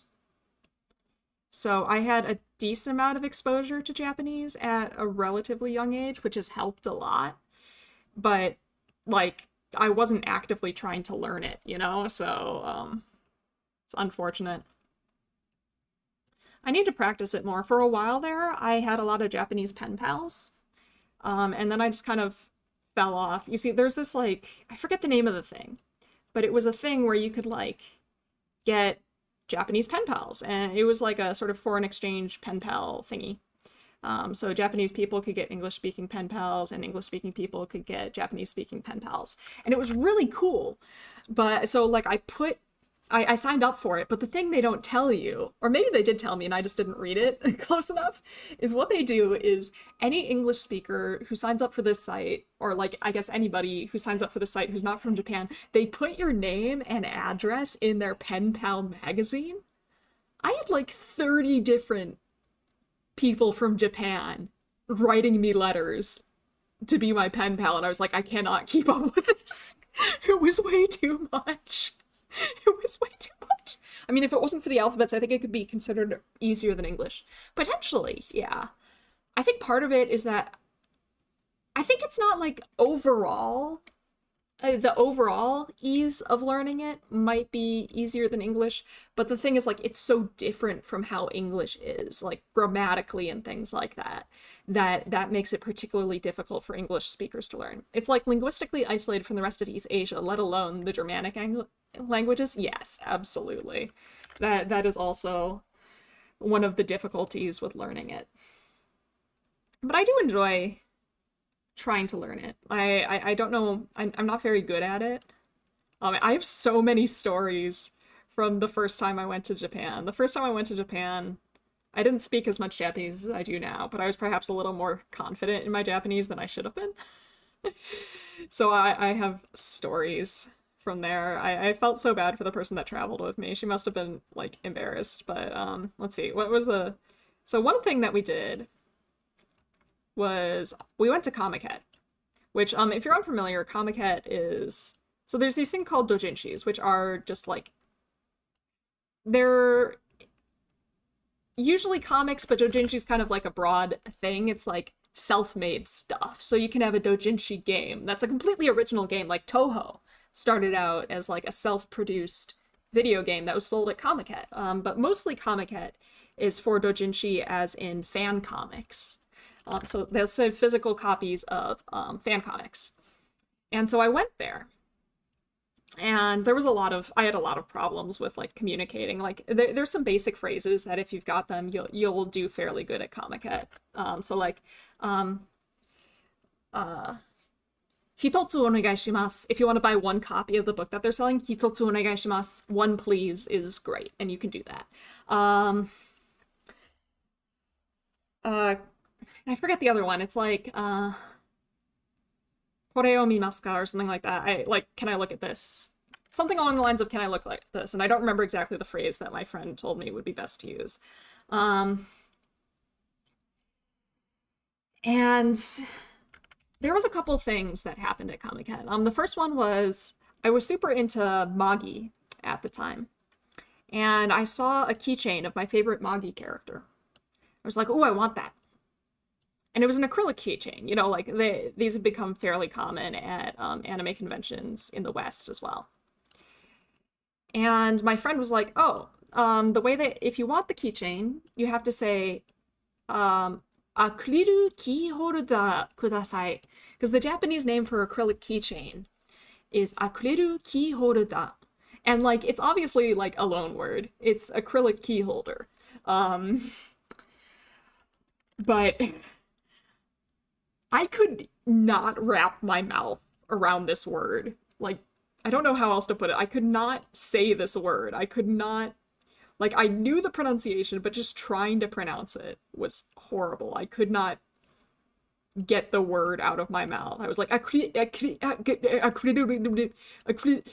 it was just so bad. And eventually my friend had to step in, like, I think the way that my friend explained it to the poor people who were selling them was, yes, my friend is very shy. And I'm like, I'm not shy. I just can't pronounce this word. I feel like I could have just said it in English. Not really, actually. Because, like, it sounds different enough that I think saying it in plain English would have been incomprehensible. Like, you hear stories about people going to, like, a McDonald's and saying, hey, can I have a hamburger? But because the pronunciation of hamburger is so different in the English version versus when it's used as a Japanese loanword, it can be, like, mutually unintelligible. And I think that probably would have been a similar situation. But yeah, eventually my friend was just, like, took pity on me and was like, here, I'm just gonna say it for you. And the other case was, I was really into Fate Grand Order. I still am really into Fate Grand Order at that time. And there's this, I don't want to call it like a ship. It's kind of like a friendship. It's just like, wow, these two are just super cute, you know, like they're adorable when they interact. And so I had seen on Twitter, there was this super cute, like, comic about these two characters, like, spending time together. And I was like, oh, that's super cute. It was Asterios and Uriel. I don't remember how to pronounce it, but so I go up to this table, and my friend's not there. She had split off to go look at other stuff. And I was like, I wanted to say hitotsu onegaishimasu, you know, to get a copy of it. But for some reason, I don't know why, at this table in particular, I got so nervous. I was, like, stuttering like crazy, like, gomenasai, hitotsu onegaishimasu. And I was, like, blushing really red, because, like, they're speaking Japanese in practice, and they're speaking Japanese to a native Japanese speaker, and I have severe social anxiety, so I was so nervous. And as I was walking away, I heard them talking to each other. There were two people at this booth, and they just turned to each other and, like, they were giggling at each other, like, kawaii, kawaii, like, they thought it was really cute. And then later on it occurred to me, Asterios in Fate Grand Order, one of the characters in the comic, just talks really haltingly in, like, very simple Japanese, and I was like, they thought I was cute, because they like Asterios, and I was talking like FGO Asterios. Yeah, I was like, thank goodness they find it cute. I'm not as mortified as I would have been if they didn't find it cute. That could have been much worse. I struggled too with English in Japan. My friends had better luck using broken Japa English to communicate. Yeah. I'm really nervous. I need to get back to studying. Okay. I'm gonna start on doing the rest of the mouth as well. Here. But yeah, I'm hoping that I can, if I screw up horribly, I'm hoping that I at least screw up in a cute way. You know, like, if I embarrass myself, the ultimate goal, of course, is to embarrass yourself in a way that they think is cute. So at least that way, it's not like, they're not like, oh, that's awful. They're just like, oh, that's cute, you know? That's the ultimate goal. So that's my goal for my next trip to Japan, is to screw up as little as possible, and if I do screw up, at least do it in an endearing way. But, you know, try to avoid screwing up. Generally. That would be good if I could pull that off. One day I'd like to try and do an entire stream in Japanese, but the scary thing about that is like most of my streams are of course like teaching statistics or teaching like a psychology thing or reading through an academic paper, and my level of Japanese is not nearly high enough to do any of those things in it. Like, can I hold a basic, simple conversation in Japanese? Probably yes. I'd probably make a few mistakes, but I think I could have a mutually intelligible conversation in Japanese if it was just like something really basic. Could I discuss any of my work or research or like any complex topics in it? Absolutely not. There is zero way I could do that. All right. Now, see, this part of mouth rigging is fine. This part of mouth rigging I do not dread at all. Oh yeah, if you were here last night when I was drawing this, you know how I said, like, putting the skin tone on top and the bottom of the lips was a special tool that would help us later? This is the later. It makes it so much easier to fit the back of the mouth behind the lips. Otherwise, you're just trying to do it so it doesn't show at all between the lines, and that is just a freaking nightmare. The thing that let me down a bit was the lack of full translations in museums. I hate opening Wikipedia while visiting the castle, museum, or park to understand the thing I was watching live. Oh, yeah. I mean, that's unfortunate, but you know, like, we're not speaking their language, so you kind of got to deal. Luckily now there's like, you know, the Google Translate app is super nice in that you can like take a picture of something and it will translate from the picture. I'm looking forward to taking advantage of that. You know, sometimes I wish there was a way to like either just download language knowledge into your head or just like some way to just automatically translate everything around you. And I think I've seen some technology that like claims to be able to do that. But also, doesn't that seem kind of sad or like kind of boring? I don't know. I have mixed feelings on that. I think, honestly, though, I would not object. If there was some way that I could just straight up download knowledge of the language of Japanese into my brain, I would be down for that. That would be something I'd be down for. I would be willing to take that kind of shortcut, but I don't want to have to rely on a translator, you know?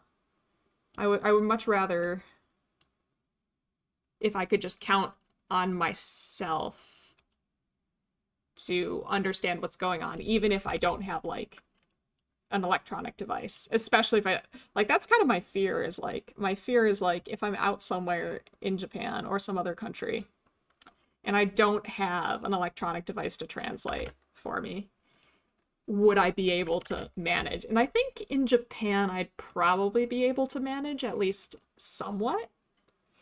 But like there are a lot of other places where I definitely could not. Which is sad. Like, I think I've had a lot of opportunities to travel to a bunch of different places for one reason or another. And I chicken out. Because like, I'm scared of going to a place where I do not know the language. I'm really scared of going to a place where I don't at least like have some understanding of the language, which has really restricted that. Which is kind of sad. Then again, you know, there's the whole like, you know how a lot of people tend to get surprised that Americans don't leave their country much. Like a lot of Americans don't have passports and things like that. Uh, America's a very big country with a lot of variety in it, so you could go a long time getting a whole lot of like really wildly different experiences and stay in the country. So there's that. People are kind. Even if you get lost or panic, there's always someone willing to help. Yeah, I like to think that. I think that that's probably true of a lot of places. On a side note, the mention of Welsh cities has led me down a Wikipedia rabbit hole to why Waldfa or Welsh Argentina with its unique language of Patagonian Welsh with 900 speakers. That sounds interesting. If I wonder if there are videos of people speaking that. I would love to hear people speaking that language. It sounds really fascinating. Oh, I did that on the wrong layer.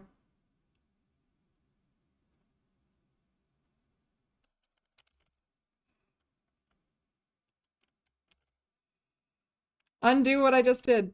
Okay.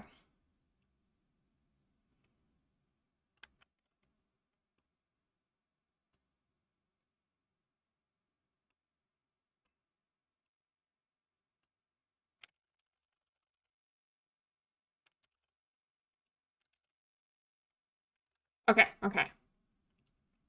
This should fix it, I think.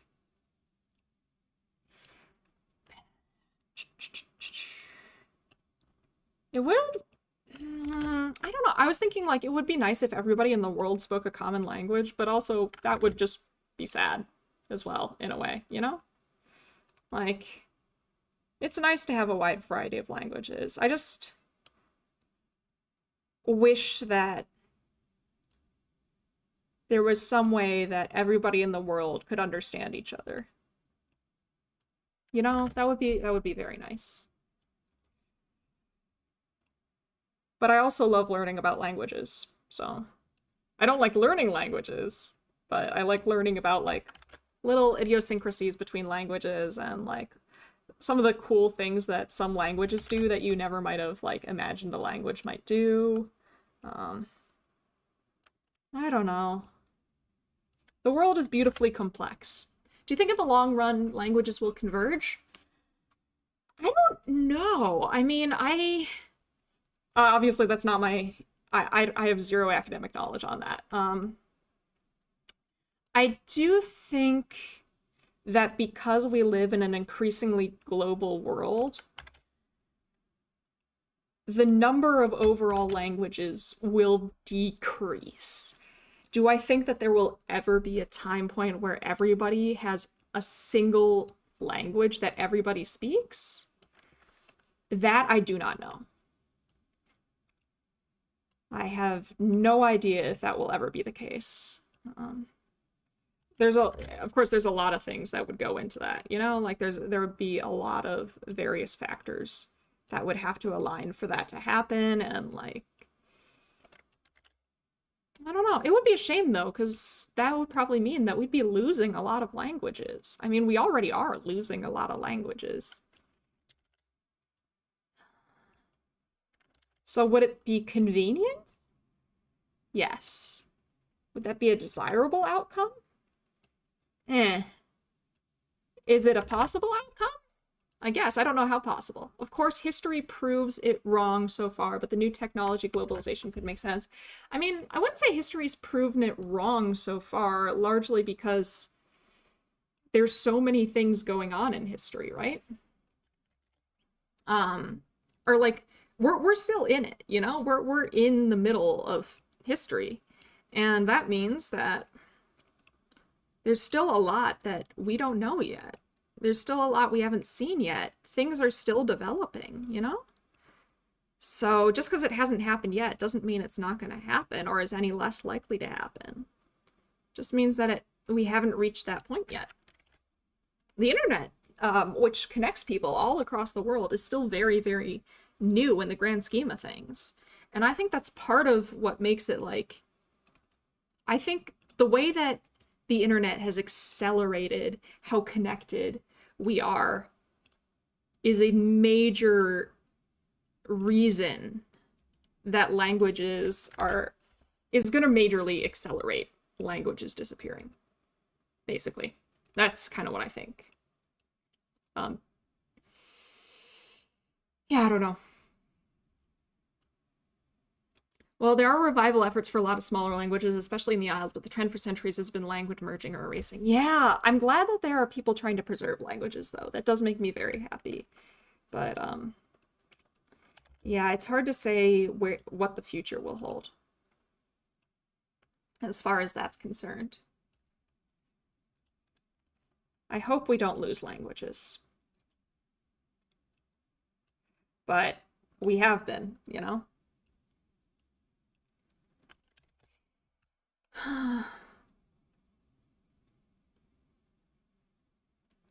Oh wow, what am I doing?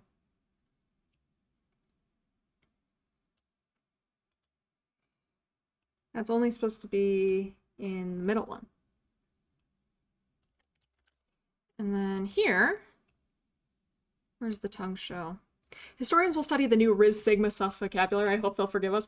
No, I want them to study it, and I don't want them to forgive us. Linguistics is such an interesting... Okay, I'm going to plug my favorite academic book right now. And ironically, it is not a psychology book. My favorite academic book is by a linguist named Gretchen McCullough. and it is called Because Internet.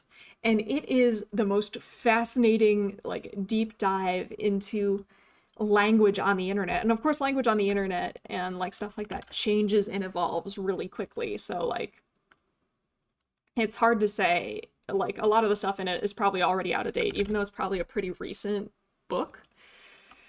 But it's so fun. It talks about how like punctuation and lack thereof on the internet can be used to express tone, because you can't express tone easily through text. But because we do all this, like we're talking on the internet all the time through text, we've developed ways of expressing tone through text, which is just the coolest thing to me, you know?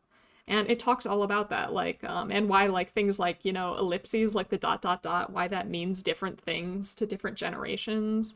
And, oh, it's just so cool. I suppose languages will naturally die off even without external factors as language naturally drifts over time. That's true. That's true. But that's just shifting into, the way that I view that is mostly just shifting into a new form. It's not really the language dying off. It's the language, you know, like just becoming a new version of itself. But maybe that's just me. I mean, I'm not a linguist. Definitely not an expert on this topic.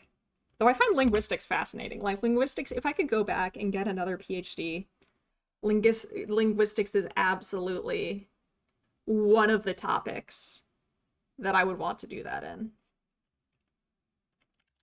I would love to learn more about linguistics.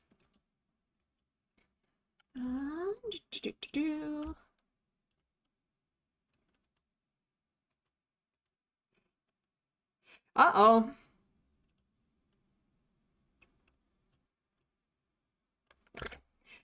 Reading the Language Death Wikipedia page and linguicide is an interesting word. Oh my gosh, that does sound like a really interesting word and a really depressing phenomenon. Is that like the intentional suppression and erasure of languages? That's what it sounds like.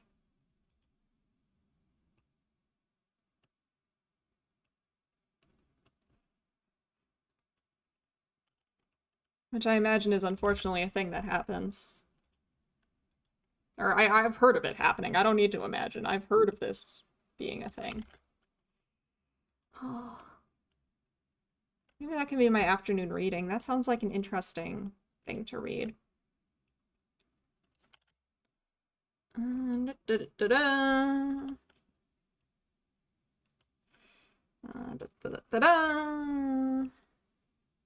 There is no end. There is only more rigging.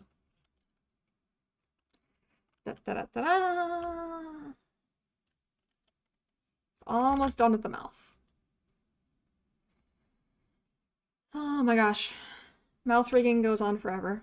It doesn't have to be intentional, but it is some external factor, so it accounts for both natural disasters, killing the speakers, as well as intentional human action. Okay, that makes sense. That makes sense.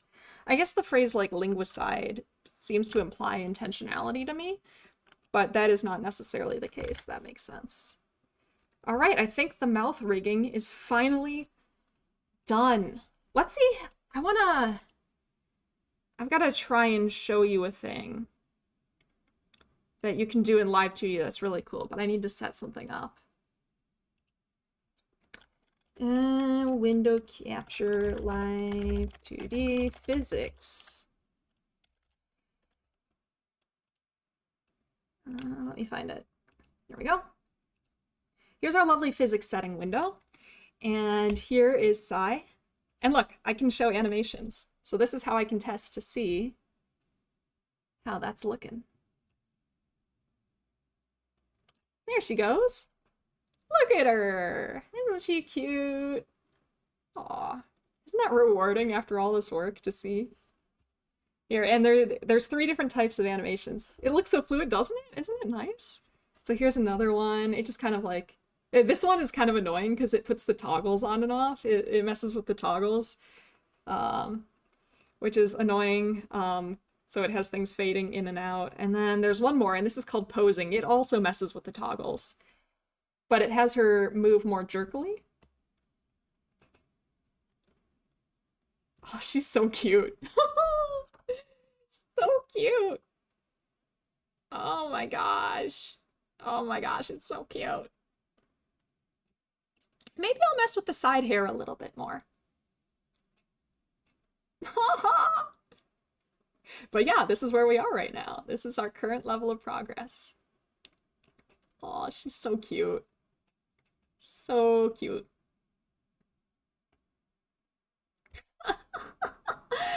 Oh, hasn't all this hard work been kind of worth it? Like, look at all that. Oh, man. I'm gonna go back to the first one, because the first one looks nice, because it's, it really captures the Adventure Time aesthetic. I'm glad. I tried really hard. It's really hard to make the corners of the mouth rounded like they have in Adventure Time, but I think I pulled it off okay. It's not perfect, but no, that's all right. All right, next. Oh, yeah, and then I can probably manually toggle on the coat. Next, I might do some body stuff. Oh, right, the hat. I wanted to do some stuff with the hat, because right now the hat isn't turning with her head, so we've got to adjust the hat a bit. I mean, it is turning with her head, but not... It hasn't been adjusted. So let's do the hat next. That's our next step. Okay. All right. I should turn on a light. It's getting dark in here. Oh, man. Okay, but first, hat. Oh, no, that's not... There we go. Okay, now let's rig our hat. Where did I put the hat?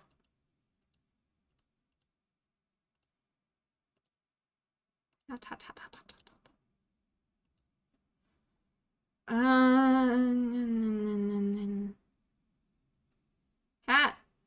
Hat. Found hat. Okay. So, angle X on the hat. I don't think this should be too intense. Just gotta make sure the hat keeps fitting. It shouldn't be too hard. Gonna go make myself a wrap real quick. Go, do it, do it. I need to get myself some dinner soon as well.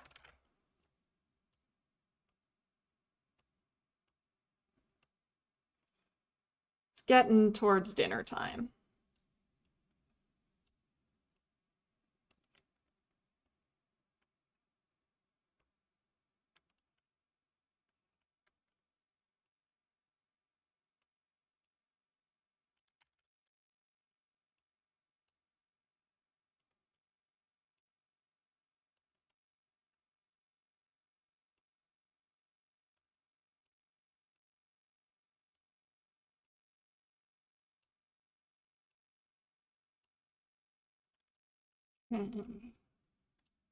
And I want those take and bake rolls. I do. Okay, angle Z. This one.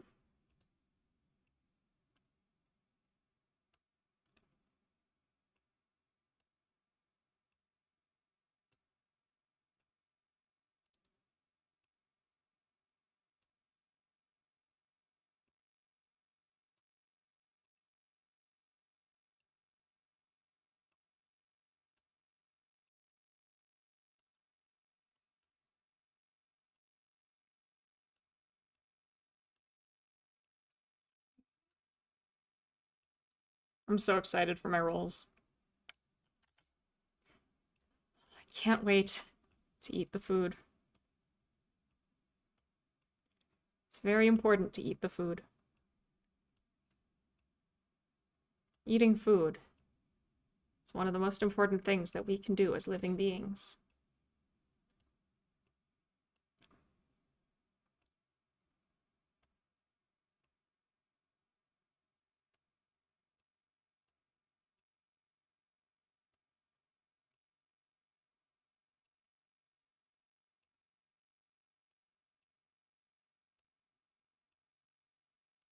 Something Maslow's hierarchy of needs, which I actually don't know too much about.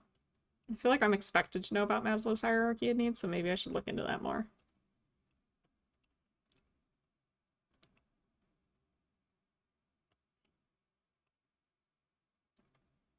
There we go.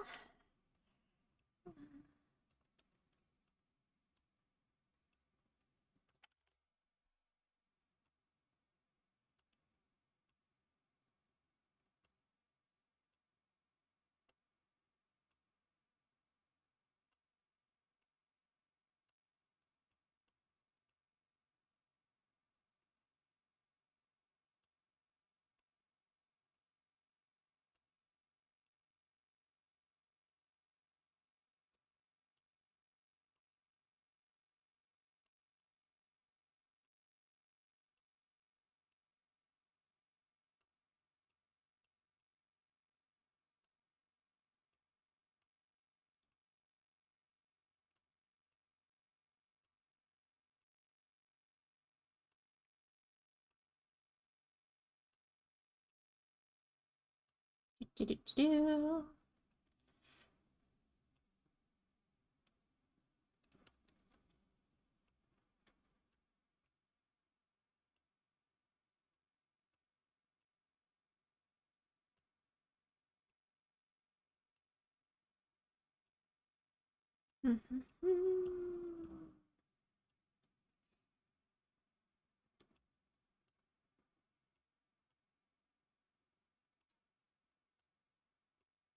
Ah! That was not what I meant to do. That's okay, though.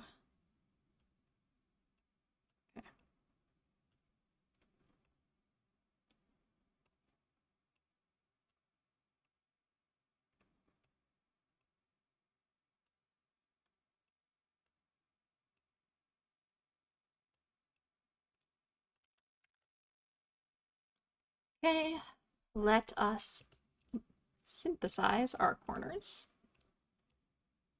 Oh, no, I want the hand toggle on. Ah. Oh, okay.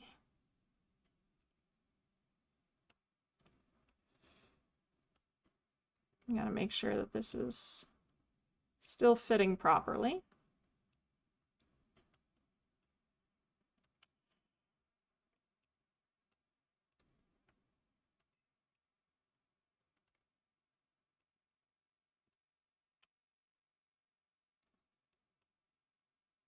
Hello, welcome, Cleonium. It's good to have ya. Today we are rigging a live 2D model for Psydere, who is a wonderful psychology VTuber. So hopefully it turns out all right, because she deserves good things. We're doing our best. Happy to have ya. Why does this side look so much nicer than that side? Okay, fix this. Ah! There we go.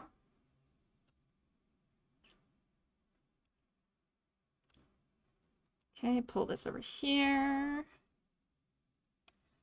Yeah, lovely to have ya. I'm a little sleepy today, so sorry about that in advance. I was actually up really late last night. Not super late, but, you know, I was up late last night working on this. I've been trying to get this done in 2 streams. I started it last night. Now we're going, oh, not super late, huh? Yeah, not super late. I've been up later. You know me.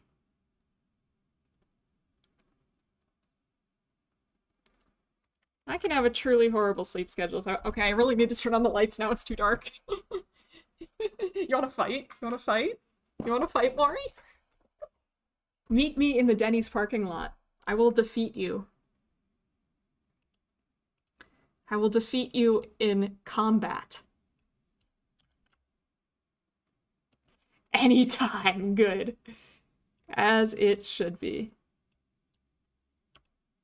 Oh, oop.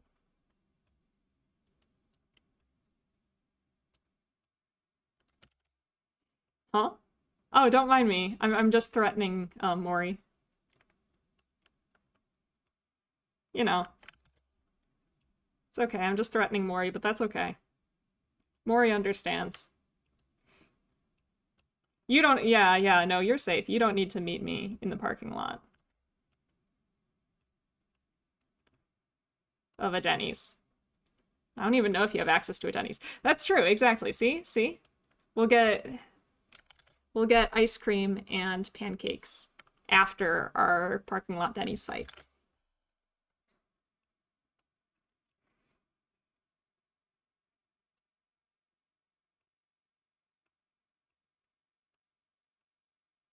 It's all gonna be fine.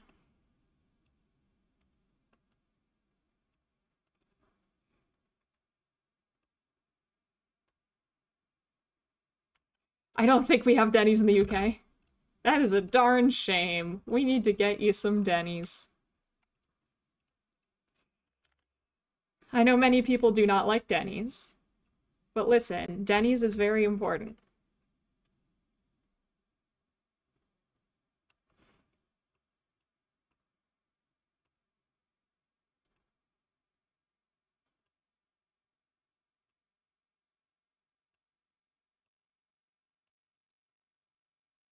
They have them in Japan, but they're kind of different than the US ones. Yeah, last time I went to Japan, I went to a Japanese Denny's and they totally different vibe. Totally different vibe there.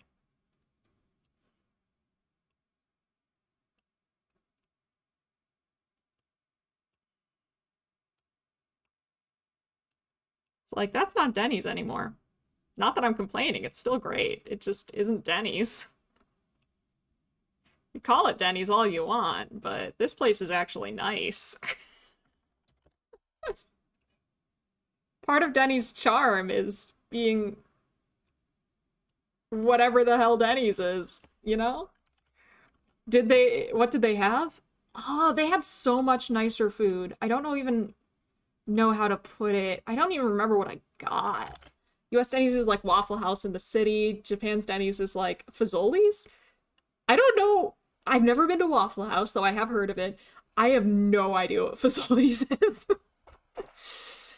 But US Denny's is like really, really cheap breakfast food and like burgers and stuff. It's like greasy, made fast, made cheap, way too much butter. Denny's breakfast food and like American food like burgers and stuff. Yeah, Japan Denny's, it's definitely nicer. They have, I'd say they put more effort into their cooking. Um, it is cleaner. It is prettier. There's like this whole uniform that the people have. The workers have a whole like cute uniform that they wear. It's like pretty colors and stuff. Ireland has one in Cork. You could go to Denny's! You could experience the Denny's experience as it was meant to be experienced. Maybe. Another thing about Denny's is that it's open like at all hours. Yeah, Western cuisine tends to cost more in Japan. Yeah. Which, you know, that makes sense. But it was also nicer. Like, you don't go to Denny's. I actually really, really like Denny's. But you don't go to Denny's for good food. Like, you're not going to Denny's for quality. You're going to Denny's, like, it is one of the places that, like, if you're a theater kid, you know, or, like, if you're part of a play, and your play gets out at, like, after 9 p.m. and you all want to go and get dinner together, but nowhere's open, you go to Denny's.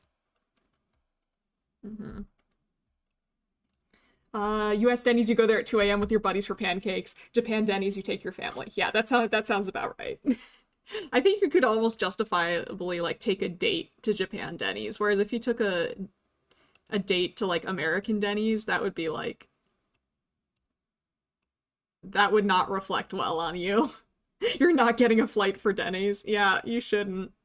You shouldn't get a flight for Denny's. But if you happen to be in the area...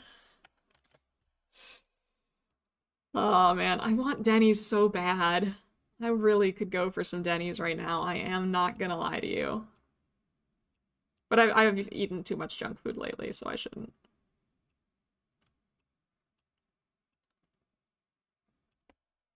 There has to be something equally good near you. Yeah. Oh, Denny's. I just have a lot of fond memories of Denny's. Like, during college anime club, we would go to Denny's after club. And I was just a big fan, you know? I just have a lot of fond memories associated with it. To be frank, I do visit a place near Cork to see family often, but I might as well go to the one in Swansea, Wales. I can't believe there's Denny's over there. I don't know why. Like, Denny's in Japan kind of makes sense because it's like almost not even Denny's anymore. They've made it into just like a family restaurant, you know, like family resu or whatever. But like, I don't know. Okay, let's do the body. That old man, the old man used to take me and the younger sibling to Denny's occasionally for breakfast. Good times. Ah, yeah. I want to go to Denny's. I want to go to IHOP. I want to go to Denny's. Very hyped to see. Oh, yeah, yeah. No, I can show you. I can show you where we're at. Let me... Oh, do I have to redo it? I might have to redo it. That's annoying.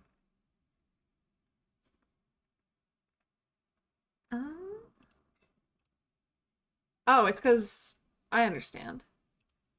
There we go. All right, now you can watch her move. Here we go. So here's her just her idle animation. And then we can have her move in pattern A.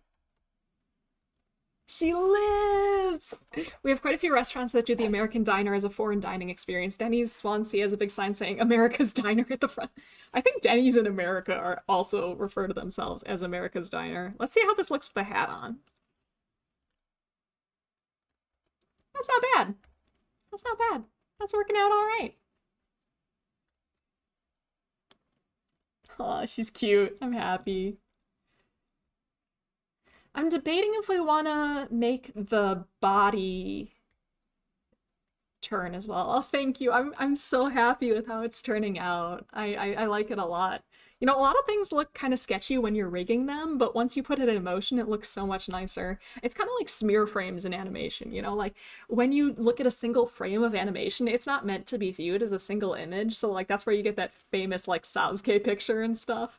But when it's in motion, it looks so much nicer, and I'm always relieved to see that, because I'm always so worried about how it's gonna look, but yeah. Yeah, I can't claim credit for it being smooth. Live2d does that all for me. We could also put the coat on.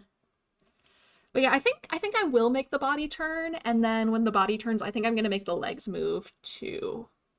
A little bit. And then after that, I think it's just the physics. I think we're getting close to done. The 6-hour Live2d model. I don't know if it'll take us a full another hour to finish this off, but... Oh, she's cute! She's cute! Okay, alright. Let's get back to work. I want to watch her forever, but I need to get back to work.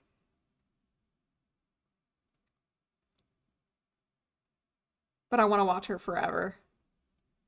But I need to get back to work. But I want to watch her forever. But I need to get back to work. I do.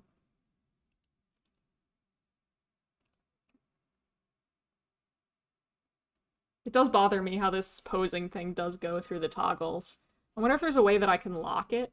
Is this...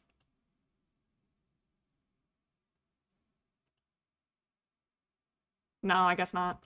Oh well. Oh, she's so cute. Okay, to work. We're getting back to work. We're not just gonna watch it forever. We don't have an IHOP. Oh, that's a shame. IHOP is actually better for pancakes, which makes sense because their name is IHOP, International House of Pancakes. She looks kind of like she's singing. Yeah, a little bit. A little bit. Just a little bit. She looks like she's singing. All right. Let's see. Body warp. Coat warp. Should really put coat warp in the torso warp, maybe. No.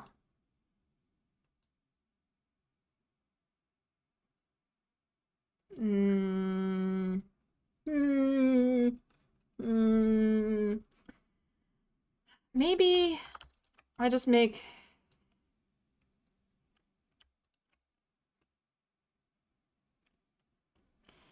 I think I just need to make the torso warp bigger so that it covers the full body.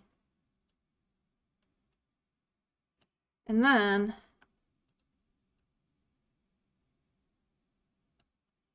put all of this in the torso warp, including the coat warp. There. Okay, so now angle X. Turning this way means we also have to have the body turn that way. Okay. So first off, let's toggle the coat on so I can see what I'm doing. We do eat European pancakes rather than the American band. Was it Dutch pancakes? There's this one type of, this type of pancakes that I really, really love. And I cannot remember what they're called for the life of me, but they're really good. And I don't get to get them too often. But I am a huge, huge fan of them. Actually, I probably should be doing the torso work first. It's like the vest first.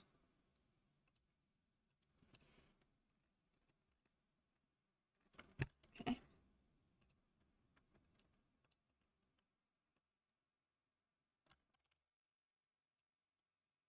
Oh, I want some pancakes. I actually have the stuff to make pancakes. You know what? Vest warp. Let's just make a warp for that.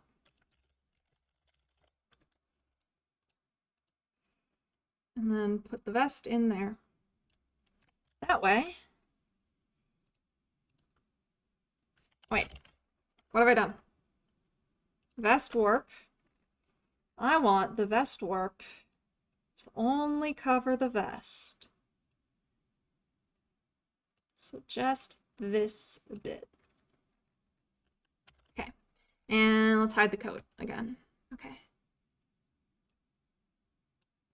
All right, angle X, vest warp.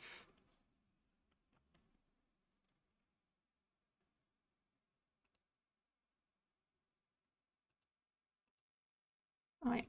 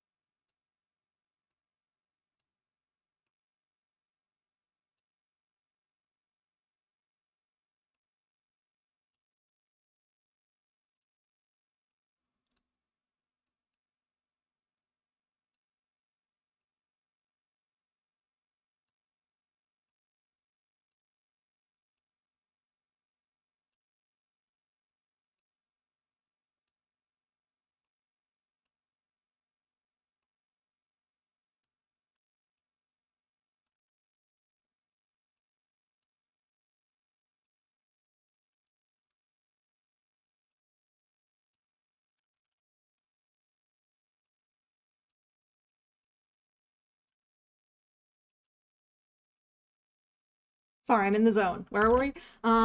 There's a Dutch baby pancake, which is a type of... That sounds good. And pannenkoeken, which are very similar to the ones that we have in the UK. Y'all are making me real hungry right now, I'm not gonna lie.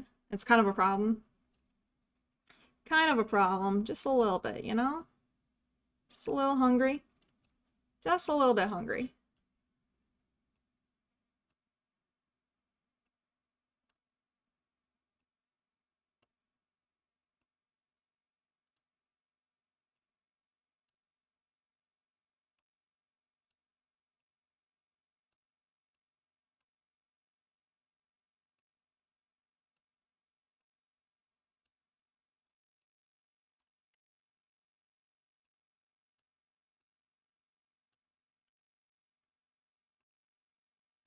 Well, I guess it is almost dinner time, so if I have to be hungry now, that's probably okay.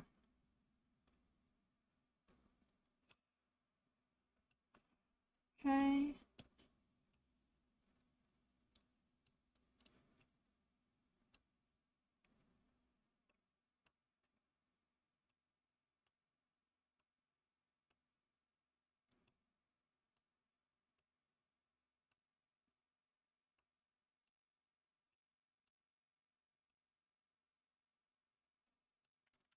Is she ready? Hello, Rico. It's good to see you. Marissa's hard getting Wendy's, which is I always view as a very American bit, but now they're all over this. That's wild. No, here. I want to show you again. Rico gives me a good opportunity to show you where we're at. Okay, let me get this here. Every time oh, no, it's working. Okay, okay. Sleep well. Sleep well, something stochastic. Thank you. Okay, here's where we're at. This is currently where we are at. She's not ready yet, but she's getting closer. She's getting closer to ready. Thank you. I'm pretty happy about it. Oh, and then we can also put on the hat, and we can put on the coat. Coat isn't quite. We're currently working on the body. The head is done, though. The head is pretty much done. What time is it? Pancake time? It's almost dinner time. We're a little over 5 hours since I started this. Like 5 hours of solid work time since I started on the model. So this is 5 hours in. 1818. Time to psychoanalyze other VTubers and wonder what makes them tick. No, not psychoanalysis. Psychoanalysis is my foe. No. No psychoanalysis. Please have mercy on me. I am but a small Mothman who is allergic to psychoanalysis. Oh my gosh. Is the time check-in to figure out what time it is for everybody? Oh no. This is a bit of a scary concept. 1519. I see. Ah, I see. 1519.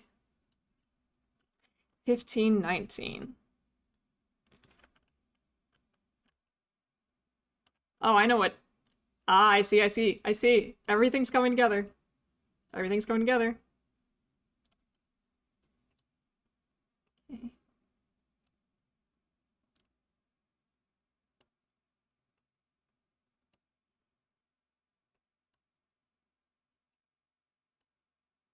I don't know what I'm saying anymore. It's fine. Don't worry about it. Don't even worry about it.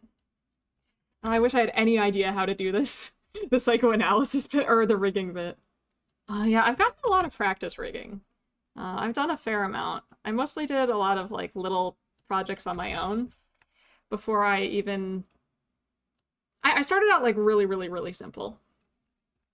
And then I got more complicated from there. Mostly. Start out with something really easy. And then you can get complicated. Like, for a while there, I was doing a whole bunch of different models, and the way that I did it was I would start out with, like... I started out with a model that only had a mouth, eyes, and two bits of hair, and it barely had anything else on it. It was like a solid color outside of the eyes and the mouth. So it was really forgiving, and then slowly I worked my way up to, like, okay, this one's gonna have actual lines on it, and this one is gonna have eyebrows that move, and this one is gonna have eyes that move independently, and this one is gonna have hair physics and all that stuff. You know, I just kind of worked my way up to it.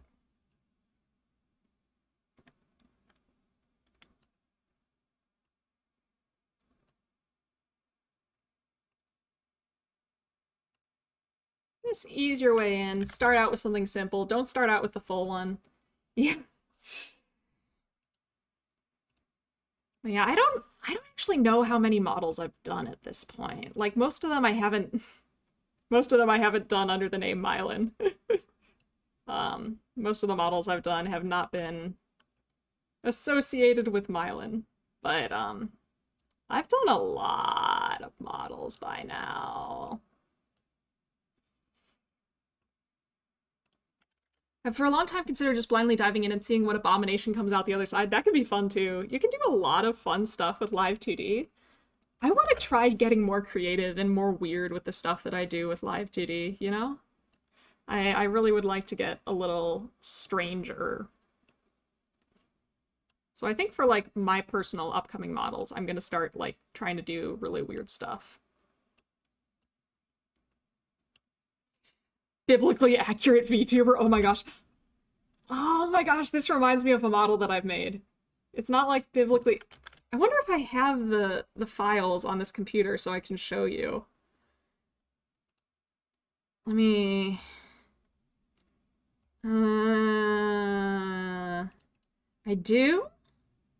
No, that's the very first model I made. Here.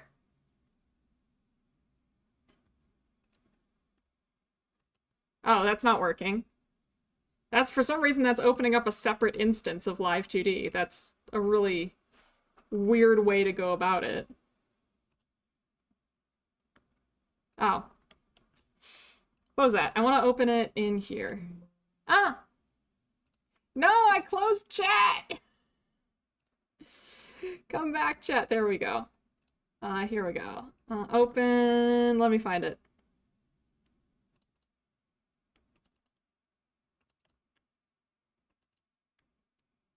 Here we go. Okay, so this is another model that I've done. And the reason I say biblically accurate is, let me go to our physics settings window again. Come on. Don't be shy. Show me the window. Do I have to do the thing again where I... Are you gonna be mean to me and I have to redo the window capture every time I want to do this? Why are you so cruel to me?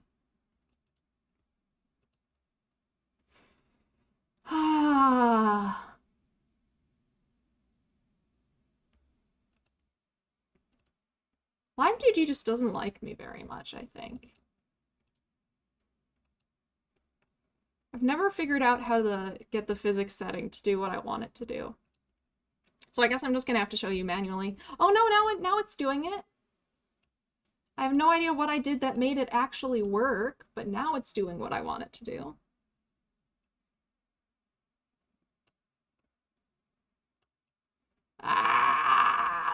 Everything was a mistake, and I'm so sorry. But we're gonna make it work, because I want to show you my biblically accurate VTuber. Who's not exactly a biblically accurate VTuber, but you know. Close, okay. Here we go. Alright, I'm gonna zoom in. Well, first off, here we go. First off, the rib cage and the eye in the rib cage. I like that. But then I have a toggle. Where's my toggle? It's not that. Where is my weird... Is this it? Yeah! Yeah!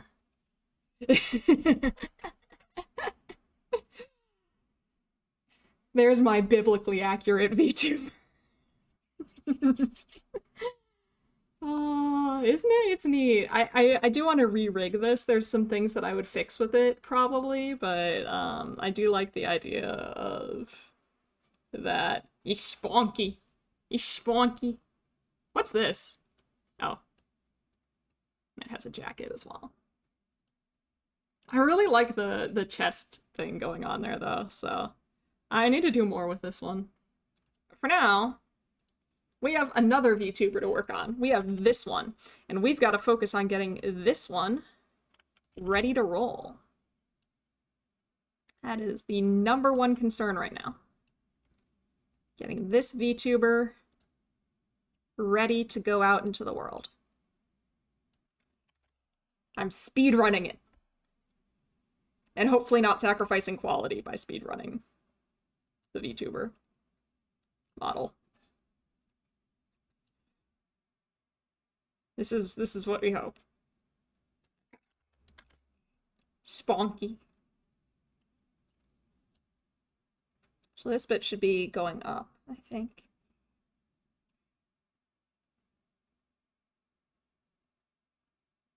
All right, we're getting places. We're getting places. So next thing I would like to do is I'd like to go to the belt buckle. Let me take the coat off. Hide the coat. I'm gonna go to the belt buckle. Actually, let's start with the belts. I want to make it so the center of the curve of the belt moves like that. You know?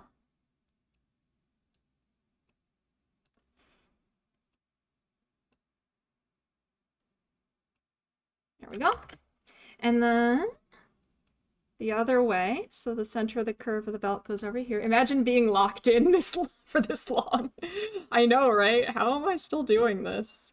Well, this is what it's like. I haven't opened up Premiere Pro in 4 days. Oh, it's okay. I understand, fine. But this is the only way I can do things. If I don't do it in one sitting, am I ever going to do it? A lot of my videos are made in 1 or 2 sittings, which means they're never going to be incredible quality, but that's just what I need to do. If I'm going to get it done, I just gotta lock in and do it, or else, like, I'm not good at doing things across a whole bunch of sittings, because then I get distracted by other projects that I want to do. I don't know if that makes sense, but, you know, like, there's so many things out there that I could be doing, and I've gotta do them. But I won't get them done if I don't do them quickly. So I have to lock in, or else it's not happening.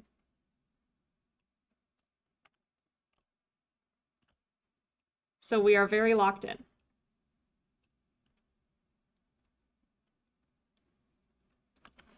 All right, bow is next.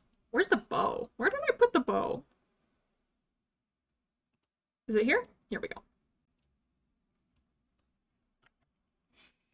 We cannot lock out. Not if I want to finish something. I think the biggest project where I didn't lock out, so to speak, recently was that commission for Psy. Because, like, that one, like, was a bit different because I had to, you know, wait for feedback and stuff to make sure it was good. I guess this one maybe I should be waiting for feedback, but again, I didn't say that I was going to accept any payment for this, and they didn't offer any payment for this. So if I'm not getting paid, you pay Myelin for commissions for the privilege of feedback, for the privilege of edits. That's how it works. If you pay me, you get edits. If you don't pay me, you don't get edits. And if you don't explicitly discuss payment before I start, I assume there's no payment, and I will do it, but you don't get edits. Well, I won't always do it, you know. Like, I don't want to imply that I work without pay. But, like, there are certain people that I am willing, and, like, certain projects that I'm willing to do without pay. But if I'm doing it without pay, people don't get to ask for changes. They just got to deal with what I give them. That's the law. All right. Okay. Where is the... Here we go.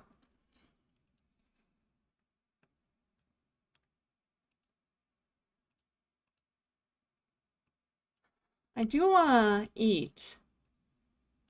I do want to eat at some point soon.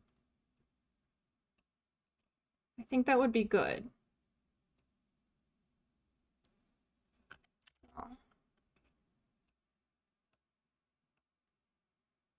That would be a good thing for me to do.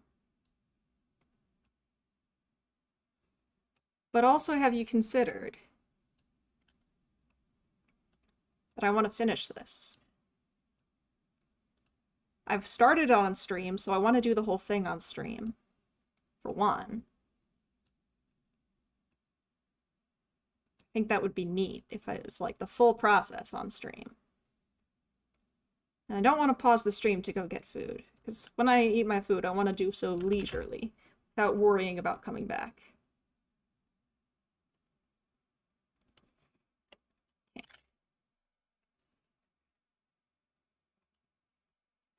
All right, but we're getting there. We're getting there. I think I want to rig the arms, the legs, and then do physics. So that's not much left. It's not much left.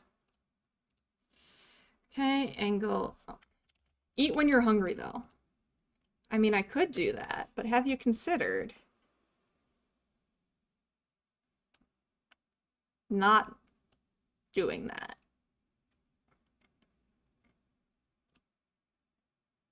I don't know what I'm saying.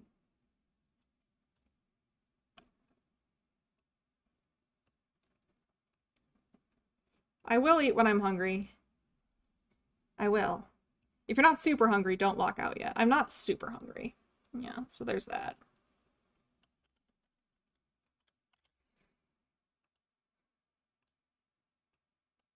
My brain is kind of going a little mushy, though. My eyes just did a weird thing that I'm not sure eyes are supposed to do. But that's okay. Where did I put the vest? I keep losing things. Okay.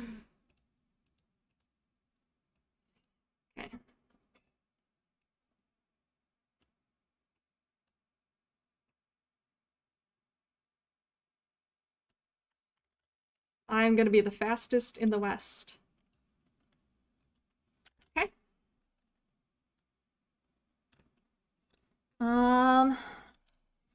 All right. Pants.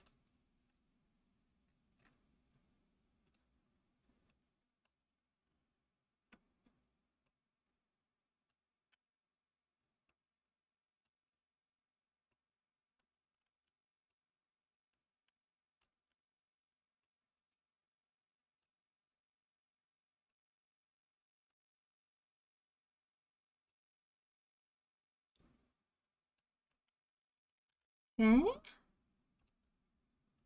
Pants.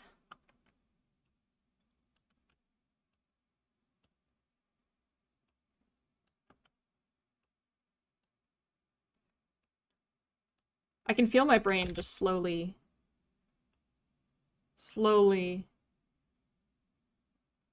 braining.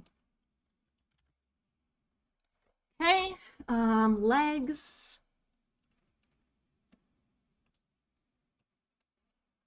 Oh no!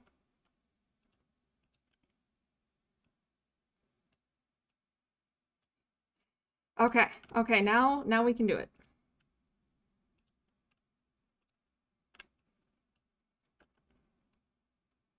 No! How do I keep messing this up?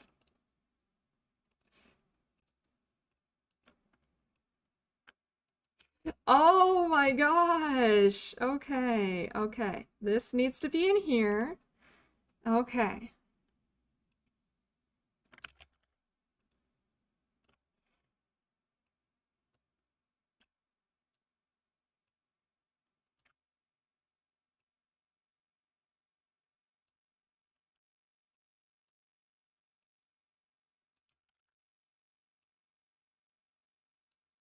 Okay, and then this one.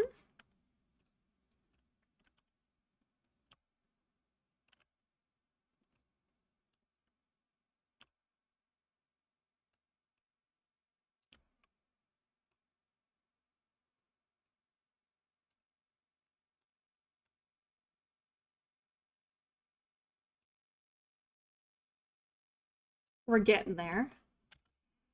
Next, foot.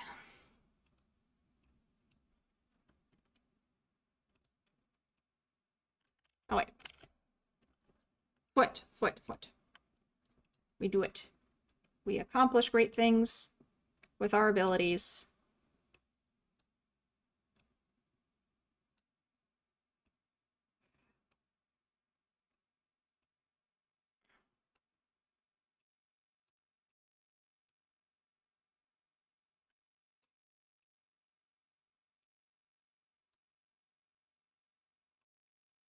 There, now it kind of looks like the foot has turned a little bit. Maybe. Oh no, I did that on the wrong thing! Okay, this is where we want the foot to turn. We're gonna do that by adjusting this bit out here.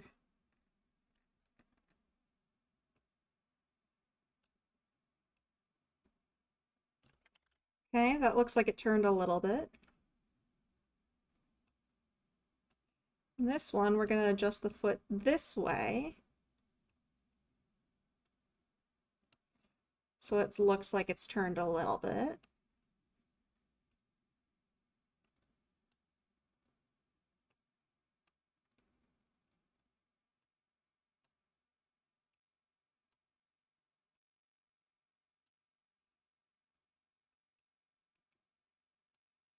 Okay.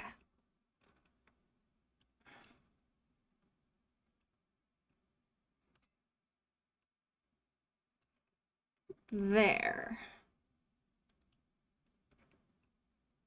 Close enough for government work. Ah, what did I do? I just selected everything. Okay. All right, now we do that for the left foot.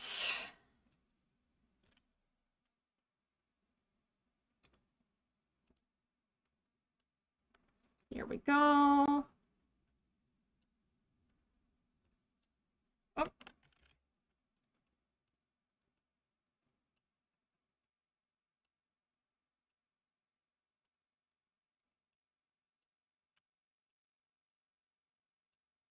Okay.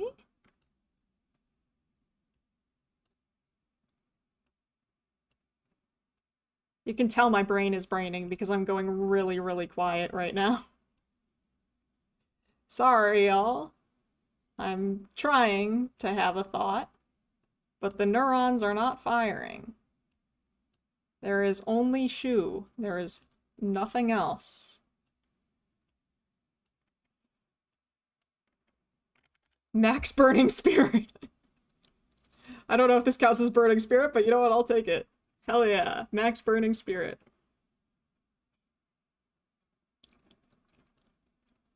Alright.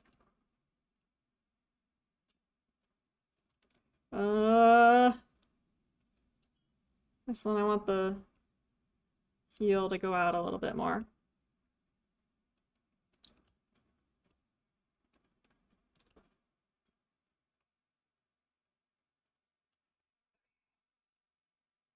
Okay.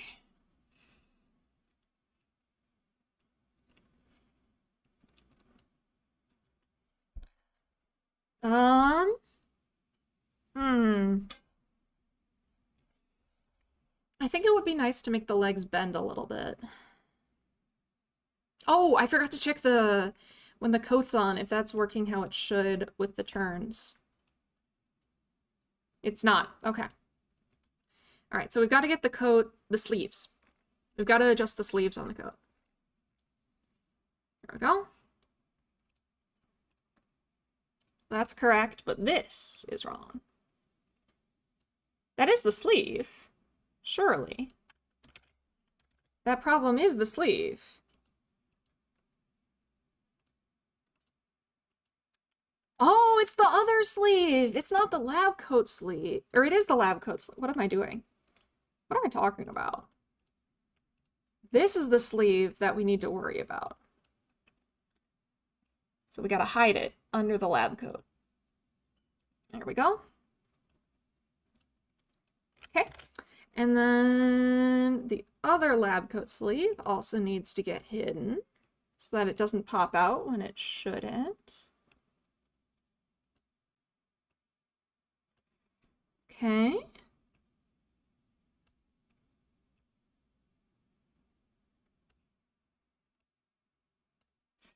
Okay, adjust that just a little bit. Go.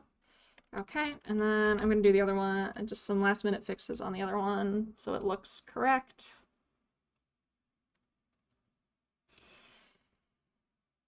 Oh, that fix screwed this up.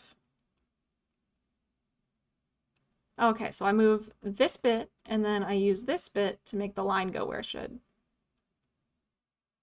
I'm a genius. I'm a genius. What can I say? What can I say? I'm a genius. Okay, and then I want to do a little thing during the step to the side, I think, with the legs.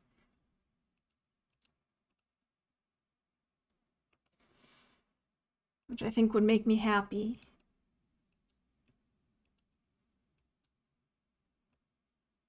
So let's see if I can pull this off. Or maybe I want to put this on angle Y, because I don't have anything going on there yet. Maybe...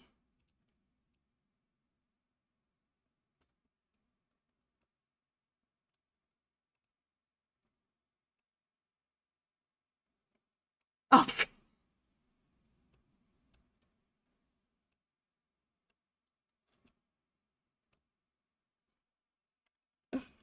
I'm gonna have to fix the shoe there.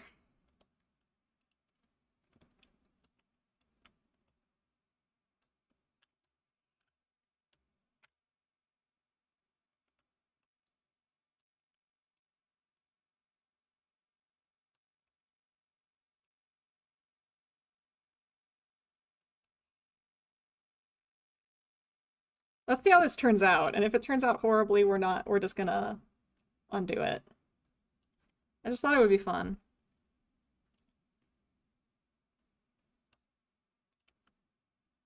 Let's see what happens if we synthesize the corners. This is, are you ready to see something terrifying? Well, that's actually not bad. That could be so much worse. I just need to do some minor adjustments. And it's fine.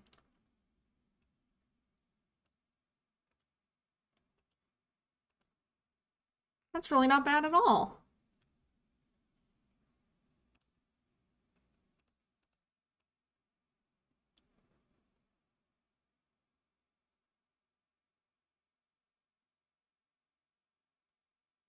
I don't know what I want to do with the other leg, or if anything. That's kind of cute.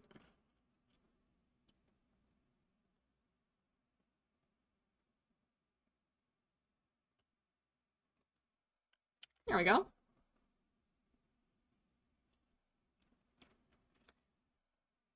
I was braced for something drastic to happen, but that's really cool. Thanks.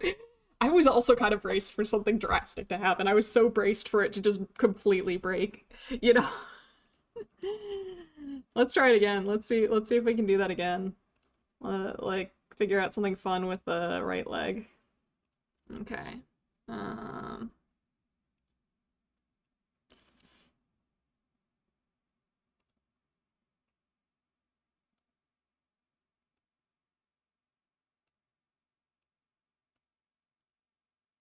Wait, actually, I want to... Okay, so we're going to adjust the right leg so that it does balancing. For this, the leg is kicked out, so balancing should probably go about here. And for this, the leg is kicked in, so balancing should also... She should shift her weight roughly here, I think.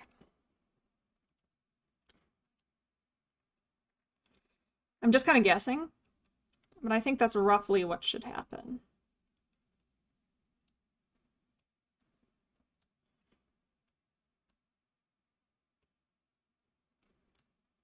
Okay. All right, let's synthesize those corners. And then check to make sure it's doing what we want it to do.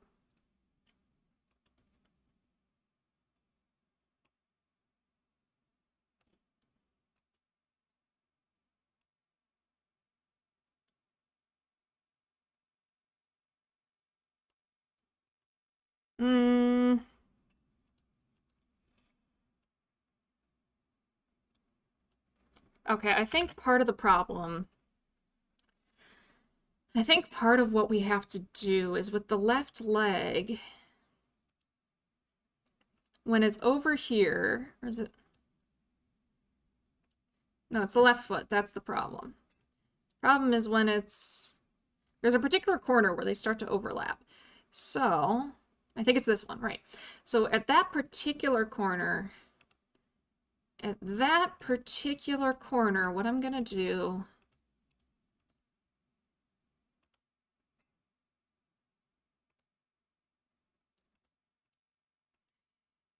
is I'm gonna, just for this corner, I'm gonna move the draw order back.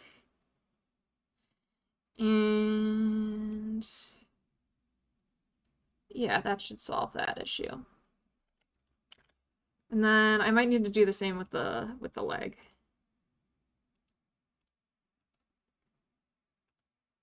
that particular order, I'm moving the draw order back. There we go. I would like to do the draw order for the pants as well, but that's going to get real messy real fast. What's draw order? Draw order is the order that the pieces appear. So by adjusting the draw order here, before, when I was down here, the foot was in the left foot, our left. This foot here was in front of the right leg, but I was able to switch the draw order. So normally here it's in front of the right leg, but now it goes behind the right leg. I'm able to switch which image comes out first, basically. Yeah. I would like to do that for the pants, because you can see one pant leg is in front of the other, but that would involve a lot of finicky maneuvering. I might do it anyway, though. I might do it anyway, because it's kind of bugging me. Okay.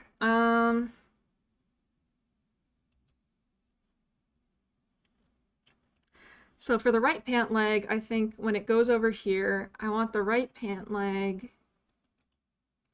Okay. The right pant leg, I want it to go back one. But that also means I'm going to have to do the same for the right ruffle.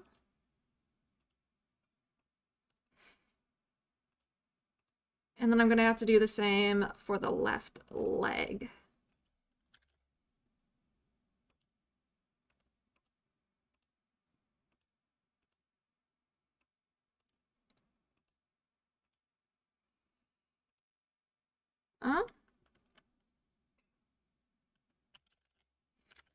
No, that's the right leg. The right leg. The right leg is the one that I need to do that for.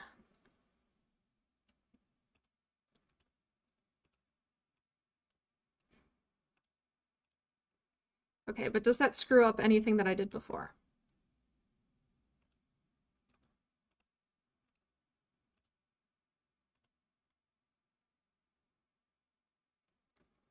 Shockingly, no.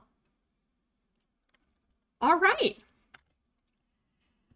We're almost done. We just got to do the physics now. This really is going to be the 6-hour VTuber model. Okay. So first off, let's start with the hair physics.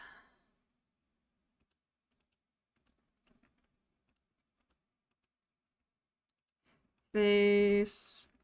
Okay. Bang, warp. Here we go. Move hair front. The first thing we need for the hair physics is I need to set these little guys. Okay.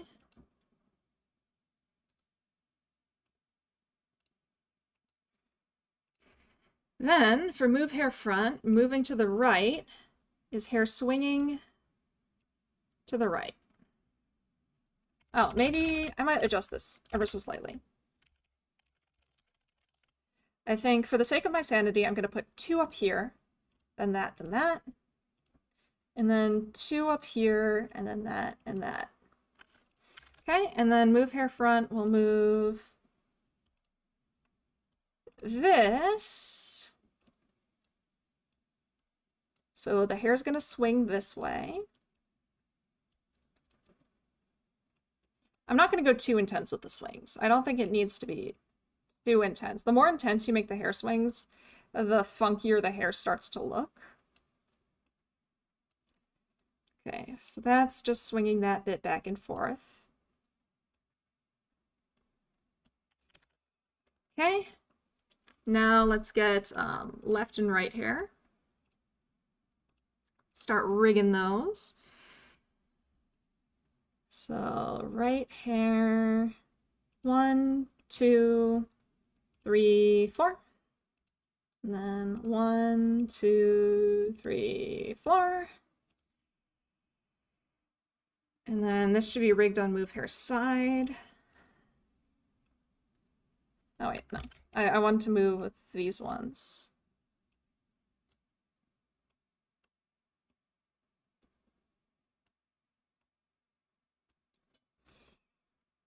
Okay. And then Next, when the hair swings into her face,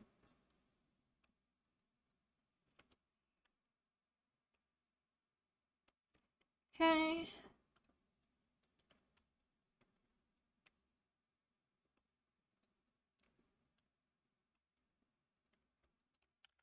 There we go. All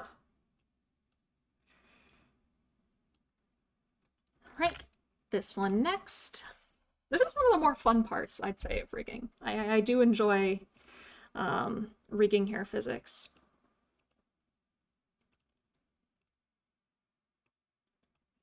And then 1, 2, 3, 4. Okay.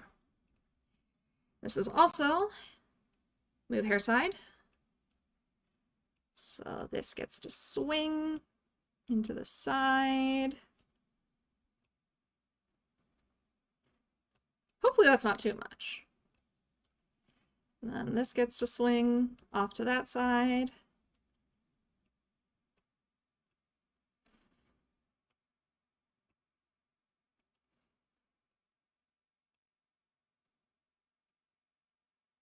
Okay, let's do the back.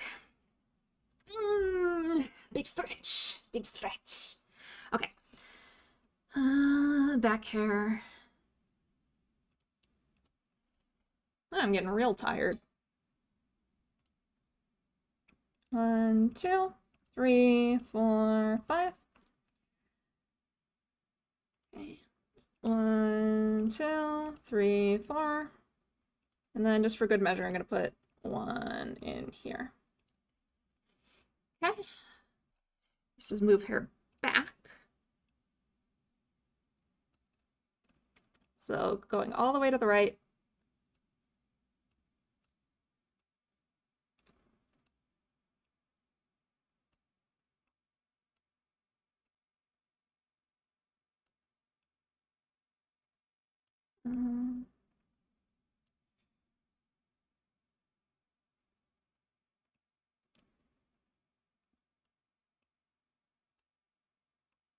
Wow, that's doing some weird stuff that I don't really like.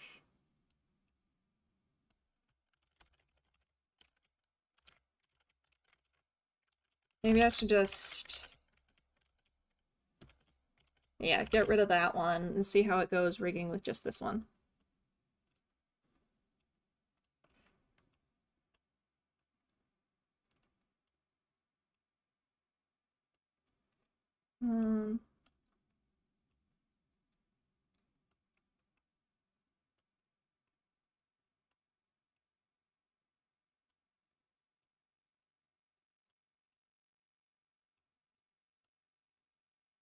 Okay. All right. And then let's do the other back. 1, 2, 3, 4, 5. And then 1, 2, 3, 4. It's probably fine. Get the hair back.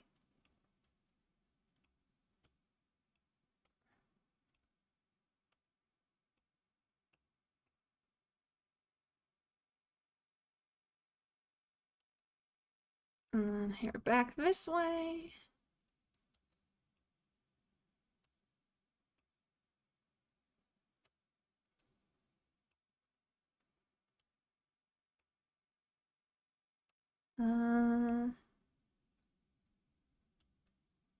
Okay. And I think I would also like to do some physics for the lab coat and for the ruffles. Oh, the hair swoosh is so cute. Thank you. I'm excited to see how it turns out. We gotta do the physics for that. Maybe I can see if I can... No, I'm gonna do all the physics at once, I think. I think what I'm gonna do is I'm gonna do all the physics at once. So I wanna do... I've got a bit more physics I wanna do. For example, the pants. I wanna do...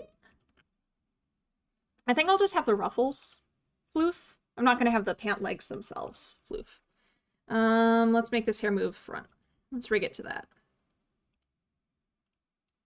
So if it moves this way, It's gonna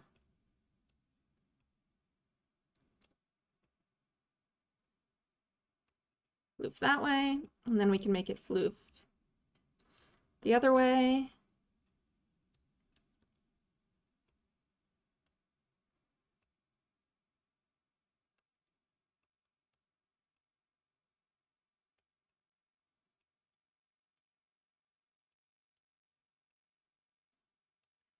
Okay, and the next one, 1, 2, 3, 4. Here, move front. This way, it's gonna floof up. Floofy floof.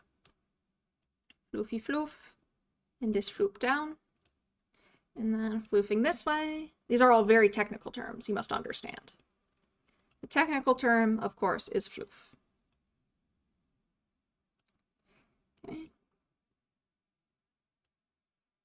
I don't know how much sense that makes. Okay, and then I want to do this for the ends of the lab code. I think I'm just gonna keep it simple. Taking notes. Thank you. Good. Good. I'm glad you're taking notes. You will learn the technical words. Okay. All right, so we're just gonna do this for the bottom of the lab coat. 1, 2, 3, 4, say. And then 1, 2, 3, 4. And I think I'll rig this to hair move side.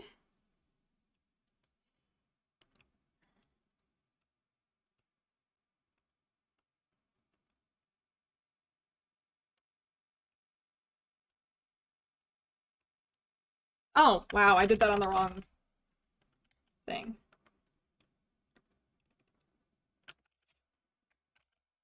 Okay, no, wait.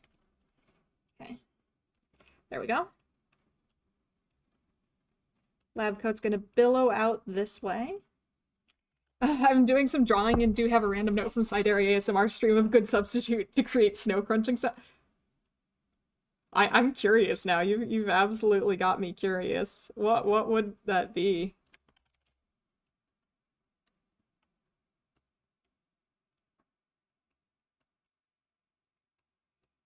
I missed a lot of the ASMR stream, unfortunately.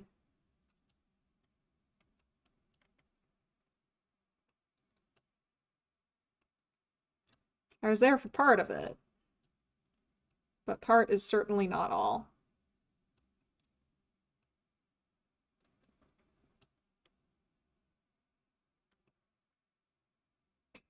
This might be a bit drastic. I think I should tone it down a bit. Manivore 1988 said that a bag of starch makes really similar noises. You know, the whole art of like making sound effects is really interesting to me. I think it's really cool. Like the weird little substitutes that they have to come up with for various noises is just super wild where they find these things.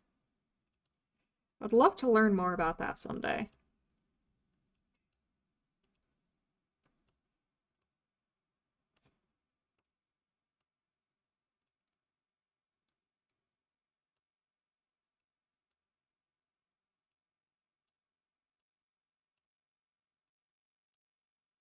Should I make the sleeves floof too?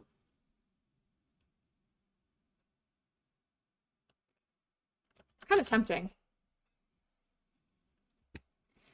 Okay. And then I need to make sure that the back of the coat, this one, doesn't do anything weird.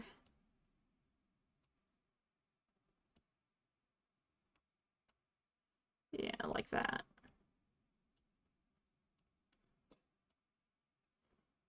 Oh, the right side of the lab coat is all screwy when it goes all the way out.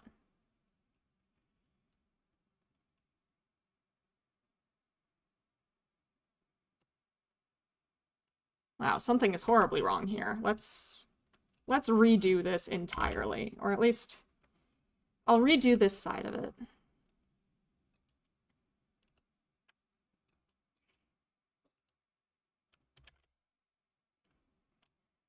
I remember the TARDIS. I think I might have to redo it entirely. I remember the TARDIS taking off and landing noises, audio designs, mother's house keys scraping over old piano strings. That is so cool, I'm not gonna lie.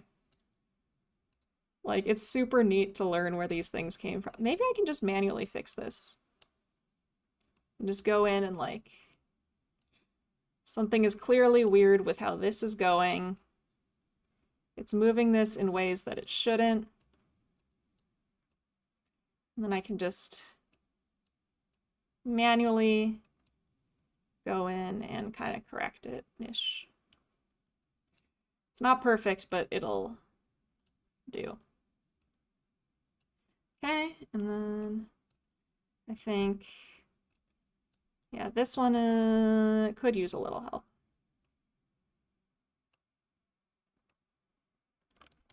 Okay, watching you be so productive on stream makes me want to do work on streams too. You know, for a while there, before I became a VTuber, sometimes I would stream as like a form of like forcing myself to be productive. It was like a peer pressure thing. You know, like the co-working streams? I think, yeah, Psy does co-working streams too. It's like that. There was one time where like I straight up, I didn't want to do some of my readings for class when I was in grad school.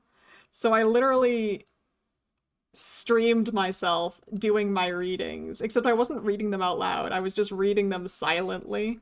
But I had a stream open, and I knew that at any point somebody could potentially pop in, and that kept me accountable and it kept me reading. It was funny though, my friend popped in and she was like, I thought you were joking. And I'm like, no, I wasn't joking. I was being quite serious when I said that I was going to stream my reading. Oh, I forgot, I need to do this bit too.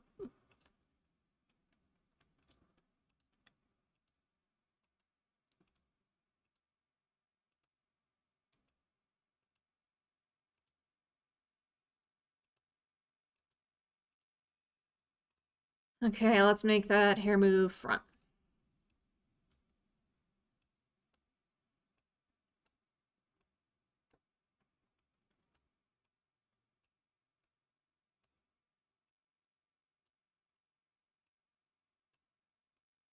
So I guess I was like, wow, it's such a good idea to read papers on stream, but now that I think about it, I'd done that before.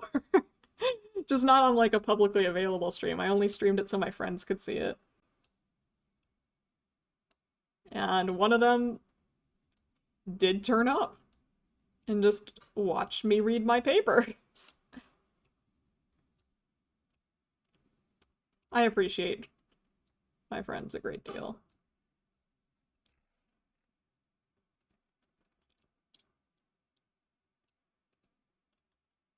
Okay.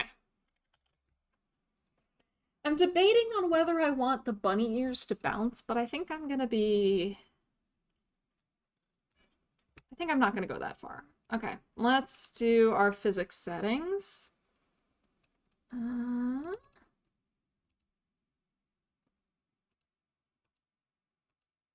There we go. Okay. Okay. I want to make sure I have the coat on for this. Oh! Well, there's your problem. Where's my... Here. I gotta make sure that this is... There.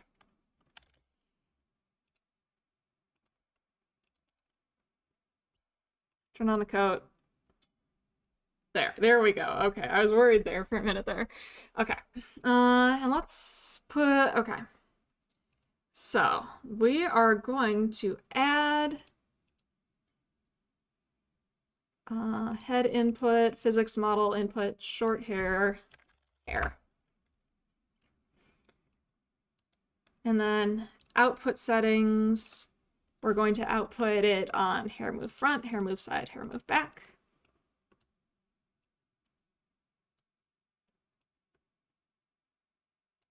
And then let's see how this plays with the hat.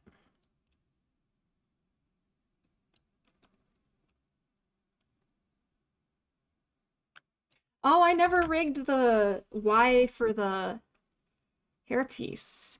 But we're almost done. We're almost done. We're almost done, so I'm allowed. She can kind of dance now, just a little bit. I've just got to do the hairpiece. I've got to get the Y angle for the hairpiece. And then we're good.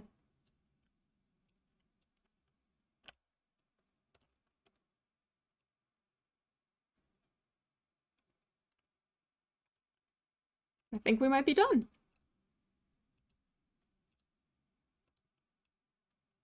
Oh, make sure the corners are good on the hairpiece.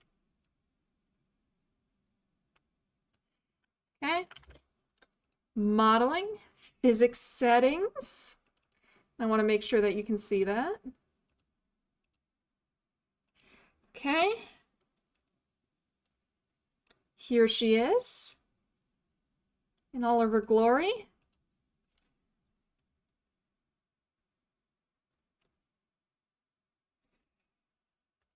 Okay, let's try turning the coat on.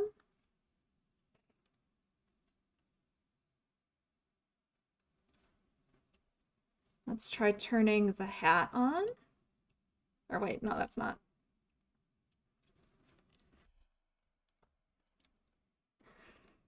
Oh my gosh. I think there's some minor tweaking I want to do with the hat.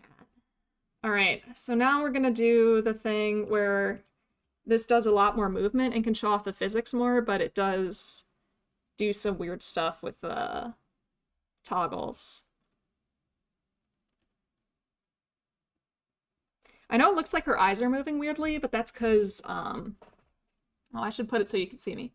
It looks like her eyes are moving weirdly, but that's because her eyes are also her irises. She doesn't have any whites of the eyes, so her eyes are both moving with the movement of her head and, like, based on where she's looking, which is why they're moving all over the place like that. All right, we've got one more. We're set to default, and then the posing one. So this is how we can see from multiple. I wish there was a way to lock the parameters so it didn't like move through the toggles when it's doing this, but Adventure Time art style was not prepared for being 3D rigged. Yeah, this is also true. I mean, it probably was, but also like it does pose some problems. But I'm not a pro. Like I'm definitely not like an expert at this. It just adds to the cartoonishness, that's true. Oh boy, all right, she's cute. She's cute. There's like one more adjustment that I want to make to the hat now that I've seen it. But after I make that, I think it's done. I think she's done. This really was, I did it. This really is the 6-hour Live2d model from start to finish, 6 hours. All right, okay, the bunny hat. I just want to fix the bunny hat and then I will go eat dinner. So the thing that was bugging me on the hat was the right ear. Where's my hat? Hat, right ear warp. Here? Yeah, I wanna... There.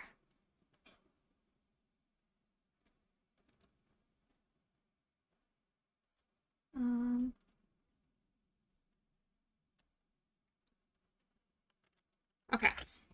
One more check. Which means I need to do that weird thing with the physics window again so it cooperates, but... Okay, all right. Well, first off, when I drag her around like this, you can see the physics moving around. Let's turn the lab coat on with the physics. I probably should have put the lab coat on a different physics slider. But that part of the lab coat won't typically be seen on a stream anyway. So it's probably okay. Is that a lazy point of view to have? Maybe.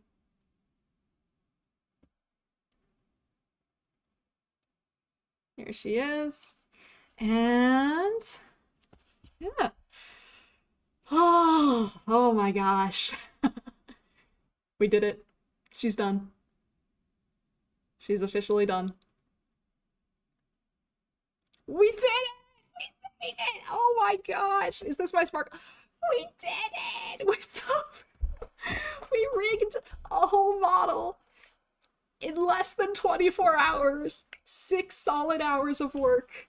But from sketch to rig, we did it. There she is. Oh my goodness, I can't wait to show this to Psy. I feel like 6 hours is actually pretty amazing for this. Thank you. I do take pride in my ability to work quickly.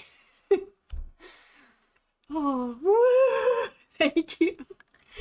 Oh my gosh, I'm gonna get my take and bake rolls. I'm gonna get my bread. Oh my goodness. Oh gosh, I need to exercise or something. I've been sitting for so long. But she's done. She is done. Oh my goodness, she's so cute. She's so cute. I'm really happy with this. Stretch my hand. Yes, okay. I'm doing my carpal tunnel stretch now. I'm doing my carpal tunnel stretch now. Doing my carpal tunnel stretch now. Da da da da da da da da da da. There we go. I could stare at this all day. This is my problem when I finish a Live2d model, or when I'm working on Live2d models, I just sit in the physics setting window and just watch it go. I just really like... What is this? Oh. Why isn't the mouth form moving randomly? That's weird.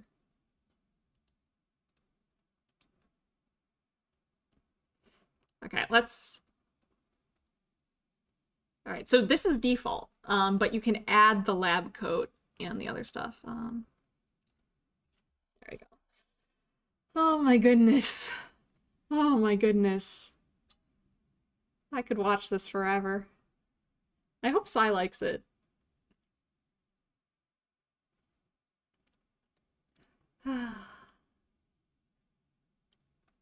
And I guess this actually checks off one of her goals for the year. One of her goals for the year was a Live2d model, and you know what? There it is. I think it's impossible that they won't like it a little at least. I hope so. I hope so. Oh my gosh. Well, I like it. You know what? I like it, and maybe that's what matters. Oh, it's so cute. It's so cute. It's so cute. If she doesn't like it, she's wrong. I mean, she's not necessarily wrong, I would say, but I'm happy because I like it. And if she doesn't like it, she's getting it for free. So she can't complain. She can't complain. Oh, I am seeing some glitching in the model a little bit. I don't know. Is it noticeable what I'm noticing? Like, look at the left side of the hair.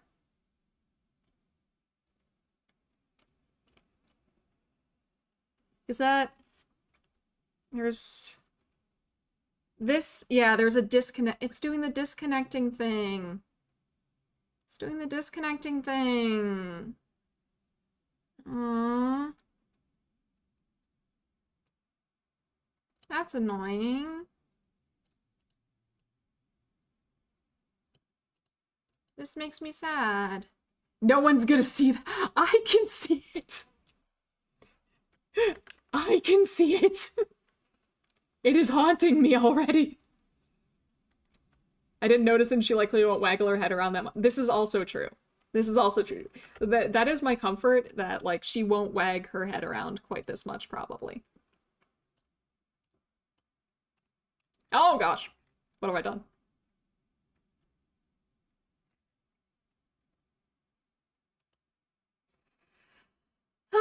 Well, I'm gonna call it done. Yeah, screw it. I'm calling it done.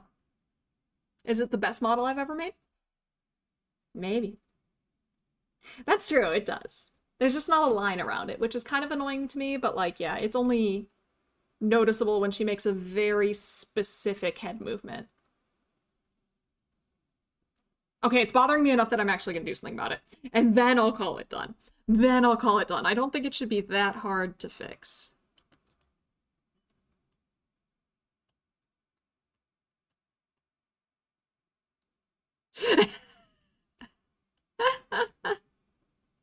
Just when you thought you were safe. Yeah.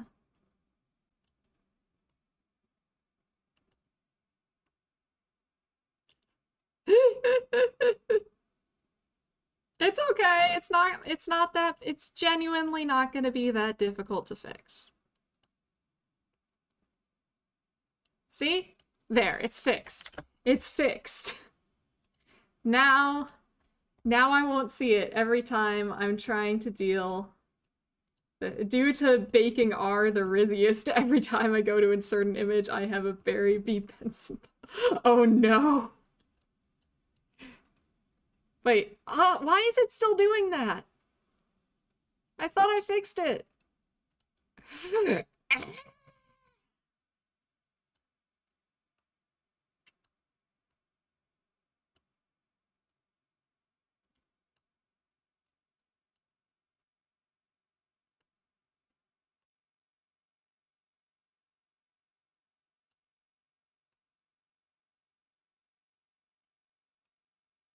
Okay, we're looking very carefully.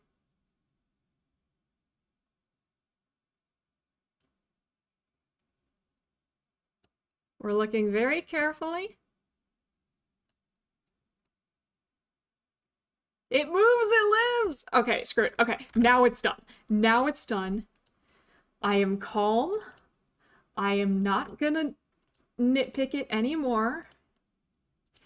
We are done. Hello, Bobo. Just in time to see the finished product. It better be finished. I better not notice anything else that I want to fix about it.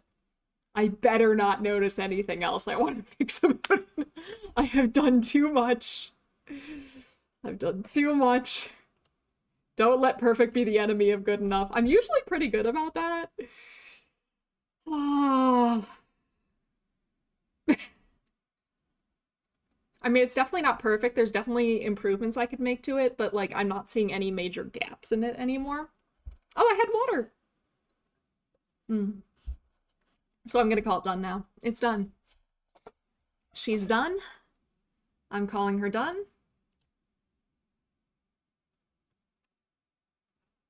Oh my gosh. I have to remember that with my painting. Yeah, it is something I struggle with.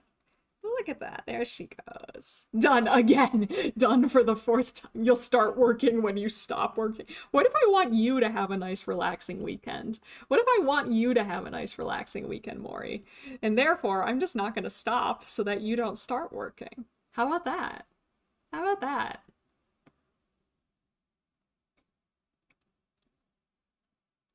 I've done literally nothing this weekend. Good. Do even less than that. Do less. I do know this, and I think you should do even less than that. You've done things. I know that you say you've done nothing. I know you've done things.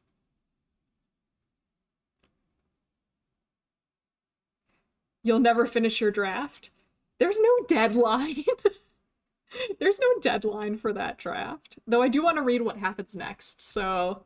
Maury does writing. Maury writes fun stories, and I want to know what happens next in their next story. So I guess I should end the stream. I guess I should end the stream so I can find out what happens next. Ah, fine. Fine, you got me. I'll end the stream and I'll call it done. The curse of Air. I'll be 84 years before I get this next chapter out. Yeah. You'll start spamming. Oh, that is the scariest. That is the scariest one. All right, I'm officially, I'm exporting the model. You cannot see it, but I am exporting the model. And that means I'm officially considering it done. No, I want to... Oh, I never created a folder for this. That's a silly thing for me to do.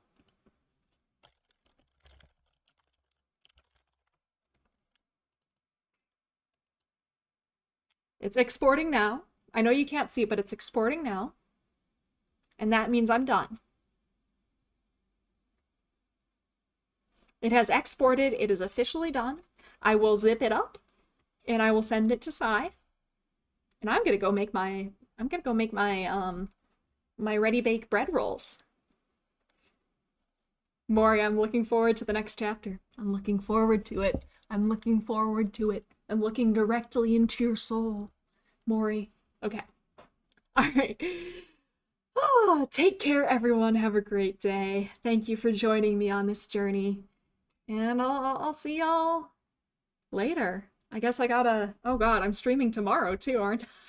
Oh, I'm glad it was fun to watch. All right, take care, everyone. Bye.